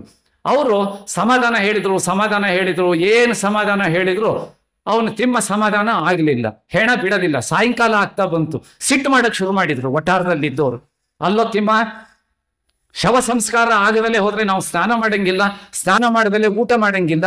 ನಾವು ಸ್ನಾನ ಮಾಡಿ ಊಟ ಮಾಡದಲ್ಲೇ ಇದ್ರೆ ಮನೆಯೊಳಗೆ ಇರೋರು, ವಯಸ್ಸಾದವರು, ಮಕ್ಕಳು, ಹೆಂಡರು ಊಟ ಮಾಡೋ ಹಾಗಿಲ್ಲ. ಉಪವಾಸ ಇದ್ದೀವಿ. ಸಾಯಂಕಾಲ ಆದ್ರೆ ಸ್ಮಶಾನನೂ ಕ್ಲೋಸ್ ಆಗುತ್ತೆ. ಏನ್ ಬಂದಿದೆಯೋ ನಿನಗೆ, ಬಿಡೋ, ಹೆಣ ಕೈ ಬಿಡೋ, ಕಣ್ಣು ಒರೆಸ್ಗಳೋ, ಸಂಸ್ಕಾರ ಮಾಡೋದಕ್ಕೆ ಬಿಟ್ಕೊಡೋ ಅಂತ ಜೋರ್ ಮಾಡಿದ್ರು ಅದನ್ನು. ಅಲ್ಲಿಗೂ ಬಿಡ್ಲಿಲ್ಲ. ಆಮೇಲೆ ಆ ಹಿರಿ ತಲೆಗಳಿದ್ರಲ್ಲ, ಇನ್ನೂ ಒಂದು ಡೈಲಾಗ್ ಹೇಳಕ್ ಶುರು ಮಾಡಿದ್ರು. ಇಲ್ಲೇ ತಿಮ್ಮ, ನೀನ್ ಟೋಟಲಿ ಚೇಂಜ್ ಆಗಿದಿ ಕಣೋ, ನೀ ಟೋಟಲಿ ಚೇಂಜ್ ಆಗಿದೆ, ಮೊದಲೇ ನಂಗೆ ಇಲ್ಲ ನೀನು ಅಂದದಕ್ಕೆ ಜಾಯಿಂಟ್ ಕೊಟ್ಟರು. ಏನು, ಈಗ 2 ವರ್ಷದ ಕೆಳಗೆ ನಿಮ್ಮ ಅಪ್ಪ ಸತ್ತಿದ್ರು, ನಾವು 2 ವಾಕ್ಯದಲ್ಲಿ ಸಮಾಧಾನ ಹೇಳಿದ್ವಿ, ಹೆಣ ಬಿಟ್ಕೊಟ್ಟಿ ನೀನು. ಈಗ 1 ವರ್ಷದ ಕೆಳಗೆ ನಿಮ್ಮ ಅಮ್ಮ ಸತ್ತಿದ್ರು, 4 ವಾಕ್ಯದಲ್ಲಿ ನಾವು ಸಮಾಧಾನ ಹೇಳಿದ್ವಿ, 3 ರಿಂದ 4 ವಾಕ್ಯದಲ್ಲಿ ಸಮಾಧಾನ ಆಗಿ ಬಿಟ್ಕೊಟ್ಟಿ. ಈಗ ನಿನ್ನ ಹೆಂಡತಿ ಸತ್ತು ಬೆಳಗಿಂದ ಸಾಯಂಕಾಲ ಆಗಿದೆ, 100 ವಾಕ್ಯಗಳಲ್ಲಿ, 1000 ಪದಗಳಲ್ಲಿ ಸಮಾಧಾನ ಹೇಳ್ತಿದೀವಿ. ನೀನ್ ಚೇಂಜ್ ಆಗಿಬಿಟ್ಟಿದಿ, ಬಿಟ್ಕೊಡ್ತಿಲ್ಲ ಹೆಣನ, ನೀನ್ ಟೋಟಲಿ ಬದಲಾಗಿ ಬಿಟ್ಟಿದೆ ಅಂತ ಜೋರ್ ಮಾಡಿದ್ರು, ಮುಖಕ್ಕೆ ತಿವಿದ್ರು. ಅವಾಗ ತಿಮ್ಮ ನಿಧಾನವಾಗಿ ಅವ್ರ ಕಡೆಗೆ ತಿರುಗಿ ಹೇಳಿದ, ನಾನು ಬದಲಾಗಿಲ್ಲ, ನೀವು ಬದಲಾಗಿದ್ದೀರಿ ಎಂದ. ಏನು ಬದಲಾಗಿದ್ದೀವಿ ಎಂದು. ಹೌದು, 2 ವರ್ಷದ ಕೆಳಗೆ ನಮ್ಮ ಅಪ್ಪ ಸತ್ತಾಗ 2 ವಾಕ್ಯದಲ್ಲಿ ಏನ್ ಹೇಳಿದ್ರಿ, 1 ವರ್ಷದ ಕೆಳಗೆ ನಮ್ಮ ಅಮ್ಮ ಸತ್ತಾಗ 3 ವಾಕ್ಯದಲ್ಲಿ ನೀವ್ ಏನ್ ಹೇಳಿದ್ರಿ, ಈಗ ಏನ್ ಹೇಳ್ತಿದ್ದೀರಿ? ಏನ್ ಹೇಳಿದ್ರಪ್ಪ ಅವಾಗ? ನಮ್ಮ ಅಪ್ಪ ಸತ್ತಾಗ 2 ವರ್ಷದ ಕೆಳಗೆ ನೀವೆಲ್ಲರೂ ಏನ್ ಹೇಳಿದ್ರಿ? ಲೋ ತಿಮ್ಮ, ಹುಟ್ಟಿದವರೆಲ್ಲ ಸಾಯ್ಬೇಕು ಕಣೋ, ನೀನೇನು ಚಿಂತೆ ಪಡಬೇಡ, ನಾವೆಲ್ಲ ಒಟ್ಟಾರದ ಯಜಮಾನರುಗಳಿದೀವಲ್ಲ, ನಿನಗೆ ಅಪ್ಪನ ಸಮಾನವಾಗಿದ್ದು ನಿನಗೇನು ಆಗ್ರ ನೋಡ್ಕೊಳ್ತೀವಿ ಅಂದ್ರಿ. ನಾನು ಹೇಳದಿಟ್ಕೊಟ್ಟೆ 2 ವಾಕ್ಯ. 1 ವರ್ಷದ ಕೆಳಗೆ ನಮ್ಮ ಅಮ್ಮ ಸತ್ತಾಗ ನೀವೆಲ್ಲರೂ 3 ವಾಕ್ಯ ಹೇಳಿದ್ರಿ. ಲೋ ತಿಮ್ಮ, ನಿಮ್ಮಮ್ಮ ವಯಸ್ಸಾಗಿತ್ತು, ಸತ್ರು ಕಣೋ, ಏನು ಚಿಂತೆ ಪಡಬೇಡ. 2ನೇ ವಾಕ್ಯ, ಹುಟ್ಟಿದವರು ಸಾಯ್ಲೇಬೇಕು ಕಣೋ, ನಾವಿದೇನಲ್ಲ ವಾಟಾರದಲ್ಲಿ ಎಲ್ಲ ದೊಡ್ಡ ಹೆಣ್ಮಕ್ಳುಗಳು, ನಿಮಗೆ ತಾಯಿ ಸ್ಥಾನದಲ್ಲಿ ನಿನ್ನನ್ನು ನೋಡ್ಕೊಳ್ತೀವಿ, ನೀನೇನು ಚಿಂತೆ ಪಡಬೇಡ ಅಂತ ಅಂದ್ರಿ. ಈಗ ನನ್ನ ಹೆಂಡತಿ ಸತ್ತಾಗ ಒಟ್ಟಾರದಲ್ಲಿ ಇಷ್ಟು ಜನ ಯುವತಿಯರು ಇದೀರಿ, ನಿಮಗೆ ಅರ್ಥ ಆಯ್ತಲ್ಲ? ಇಲ್ಲ ತಿಮ್ಮ, ನಿಮ್ಗೇನು ಕೊರತೆ ಆಗಿದಂಗೆ ನಾವು ಹೇಳಕ್ ಸಾಧ್ಯನಾ ಅದನ್ನ? ನೋಡಿ, ಅಂದ್ರೆ ಸಾವಿನಲ್ಲೂ ಹಾಸ್ಯ ತರಬಹುದು ಅನ್ನೋದನ್ನ ಬೀಚಿ ಪುಣ್ಯಾತ್ಮ ಹೇಳಿದ್ದಾರೆ ಅಂದಾಗ, ನಾವು ಚೆನ್ನಾಗಿದ್ದಾಗ ಯಾಕೆ ನಗಬಾರದು, ನಗಿಸ್ತಾ ಇರಬಾರ್ದು? ಹಾಗಾಗಿ ನಗನಗುತ್ತಾ ಇರಬೇಕು, ನಗಿಸ್ತಾ ಇರಬೇಕು. ಬುದ್ಧಿವಂತಿಕೆಯಿಂದನೂ ಹಾಸ್ಯ ಬರುತ್ತೆ, ಸಮಾಧಾನದಿಂದನೂ ಹಾಸ್ಯ ಬರುತ್ತೆ, ತಾಳ್ಮೆ ಕೆಟ್ಟರೂ ಹಾಸ್ಯ ಬರುತ್ತೆ, ತಾಳ್ಮೆ ಇಟ್ಕೊಂಡ್ರೂ ಹಾಸ್ಯ ಬರುತ್ತೆ. ನನ್ನ ಸ್ನೇಹಿತ ಬಹಳ ತಾಳ್ಮೆ, ಅವನ ಹೆಂಡತಿ ಇನ್ನೂ ತಾಳ್ಮೆ ಅವಳು, ಆದ್ರೆ ತಾಳ್ಮೆ ಕೆಡಿಸಿದಾಗ ಹಾಸ್ಯ ಬಂದ್ಬಿಡ್ತು. ಅವನ ಹೆಂಡತಿ ಕಾಫಿ ತಗೊಂಡು ಬಂದು ಕೊಟ್ಲು ಗಂಡನಿಗೆ, ಕೊಟ್ಟಾಗ ಅವನು ಸೋಫಾದ ಮೇಲೆ ಕೂತಿದ್ದ, ಅವಳು ಎದುರುಗಡೆ ಒಂದು ಸ್ಟೂಲ್ ಹಾಕೊಂಡು ಕೂತ್ಕೊಂಡ್ಲು ಅವಳು. ಅವಾಗ ಗಂಡ ಹೇಳಿದ, ಸುಮ್ಮನಿರ್ಬೇಕಾ ಬೇಡವಾ, ಅಲ್ಲೇ ಇಲ್ಲೇ ಬಾ ಪಕ್ಕದಾಗೆ ಕೂತ್ಕೋ, ಕಾಫಿ ಕುಡಿ ಜೊತೆಗೆ ಅಂತ. ಅಯ್ಯೋ ಇಲ್ಲ ರೀ, ನೀವು ಯಜಮಾನರು, ನಿಮ್ಮ ಪಕ್ಕದಾಗ ಕೂತ್ಕೊಳ್ಳೋದಲ್ಲ, ನೀವು ಸೋಫಾದಾಗ ಕೂತಿದ್ರೆ ನಾನು ಸ್ಟೂಲ್ ಮೇಲೆ ಕೂತ್ಕೊಂಡು ಕಾಫಿ ಕುಡಿತೀನಿ ಎಂದು. ಅಲ್ಲಿಗಾರ ಸುಮ್ಮನಾಗ್ಬೇಕಾ ಬೇಡವಾ? ನನ್ನ ಫ್ರೆಂಡು, ನಾನೇ ಸ್ಟೂಲ್ ಮೇಲೆ ಕೂತ್ರೆ ಎಂದ. ಅವಳಂದು ನಾನು ನೆಲದ ಮೇಲೆ ಕೂತ್ಕೊಳ್ತೀನಿ ಅಂತ ಅಂದ ಅವಳು. ನೀವು ಸ್ಟೂಲ್ ಮೇಲೆ ಕೂತ್ರೆ ನಾನು ನೆಲದ ಮೇಲೆ ಕೂತ್ಕೊಳ್ತೀನಿ, ಅಲ್ಲಿಗಾರ ಸುಮ್ಮನಾಗ್ಬೇಕಾ ಬೇಡವಾ? ಅವಳು ತಾಳ್ಮೆ ಕೆಣಕಬಾರ್ದು, ನಾನೇ ನೆಲದ ಮೇಲೆ ಕೂತ್ರೆ ಅಂತ. ಅವಳಂದು ನಾನದೊಂದು ಗುಂಡಿ ತೋಡಿ ಅದ್ರಾಗ ಕೂತ್ಕೊಳ್ತೀನಿ ಅಂದವಳು. ನಾನೊಂದು ಗುಂಡಿ ತೋಡಿ ಅದ್ರಾಗ ಕೂತ್ಕೊಳ್ತೀನಿ, ಅಲ್ಲಿಗಾರ ಸುಮ್ಮನಾಗ್ಬೇಕಾ ಬೇಡವಾ? ಅವಳು ತಾಳ್ಮೆ, ಹೆಣ್ಮಕ್ಳ ತಾಳ್ಮೆನ ಯಾವತ್ತೂ ಕೆಣಕಬಾರ್ದು. ಅವ್ರು ತುಂಬಾ ತಾಳ್ಮೆಯವರು, ಕೆಣಕಬಾರ್ದು. ಇದನ್ನ ತಿಳ್ಕೊಳ್ರಿ. ನಾನು ಲಗ್ನ ಆಗದೇ ಇದ್ರು ಹೆಣ್ಮಕ್ಳನ್ನ ತಿಳ್ಕೊಂಡಿದ್ದೀನಿ. ಬಹಳ ಜನ ಲಗ್ನ ಆದ್ರೂ ಹೆಣ್ಮಕ್ಳನ್ನ ತಿಳ್ಕೊಳ್ಳೋದ್ರಿಂದ. ನಾನು ಹೆಣ್ಮಕ್ಳಿಂದ ತಿಳ್ಕೊಂಡಿದ್ದು ನಮ್ಮ ಅಮ್ಮನ ನೋಡಿ, ನಮ್ಮ ಅಕ್ಕನ ನೋಡಿ, ನಮ್ಮ ಟೀಚರ್ನ ನೋಡಿ, ನಮ್ಮ ಅಜ್ಜಿನ ನೋಡಿ ನಾನು ತಿಳ್ಕೊಂಡಿದ್ದೀನಿ. ಅಲ್ಲಿಗಾರ ಸುಮ್ಮನೆ ಇರ್ಬೇಕಾ ಬೇಡವಾ? ಅಲ್ಲೇ ನಾನೇ ಗುಂಡಿ ಹಾಕಿ ಕೂತ್ರೆ ಎಂದ.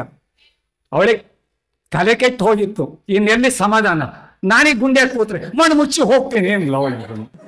ಮಣ್ಣು ಮುಚ್ಚಿ ಹೋಗ್ತೀನಿ ಎಂದು. ಈ ಪರಿಸ್ಥಿತಿ ಬರಬಾರ್ದು. ತಾಳ್ಮೆನೂ ಬೇಕು, ನಗು ಬೇಕು. ಆ ನಗು ಅಂದ್ರೆ ಹಾಸ್ಯ ಮತ್ತು ಆರೋಗ್ಯ ಒಂದು ನಾಣ್ಯದ 2 ಮುಖಗಳು. ಅದು ಬೇರೆ ಅಲ್ಲ, ಇದು ಬೇರೆ ಅಲ್ಲ. ನೀವು ಒಂದು ತಗೊಂಡ್ರೆ ಮತ್ತೊಂದು ನಿಮಗೆ ಬಂದೇ ಬರುತ್ತೆ. ನೀವು ಹಾಸ್ಯ ತಗೊಳ್ರಿ, ಆರೋಗ್ಯ ತನ್ನಷ್ಟಕ್ಕೆ ತಾನೇ ಬರುತ್ತೆ. ಹಂಗಾಗಿ ನಮ್ಗೆ ಒಂದು ಸೈಡ್ ಬೇಕು, ಒಂದು ಸೈಡ್ ಬೇಡ ಅನ್ನಂಗೆ ಇಲ್ಲ. ಅದು 2 faces of a single coin ಅದನ್ನ. ಹಾಗಾಗಿ that humour and health both are same, both the faces, 2 faces of the coin ಅದನ್ನ. ಅದು ಆಯ್ಕೆ ನಿಮಗೆ ಬಿಟ್ಟಿದ್ದ, ಆಯ್ಕೆ ಅಲ್ಲ. ನೀವು ಹಾಸ್ಯ ಇರೋ ಕಾಯಿನ್ ತಗೊಳ್ರಿ, ಆರೋಗ್ಯ ತನ್ನಷ್ಟಕ್ಕೆ ತಾನೇ ಬರುತ್ತೆ. ಡಾಕ್ಟ್ರಿಗೆ ಹೊಟ್ಟೆ ಉರಿಯುತ್ತೆ, ಏನಾದ್ರು ಇರಲಿ, ಹೊಟ್ಟೆ ಉರ್ಸೋದಕ್ಕೆ ನನ್ನನ್ನು ಭಾಷಣಕ್ಕೆ ಕರೆದಿದ್ದಾರೆ, ಹೊಟ್ಟೆ ಉರ್ಸಿದೀನಿ. ನಿಮಗೆ ಖುಷಿ ಆಗಿದ್ರೆ ಚಪ್ಪಾಳೆ ತಟ್ರಿ, ಇಲ್ಲದ್ರೆ ಸುಮ್ಮನೆ. ನಮಸ್ಕಾರ.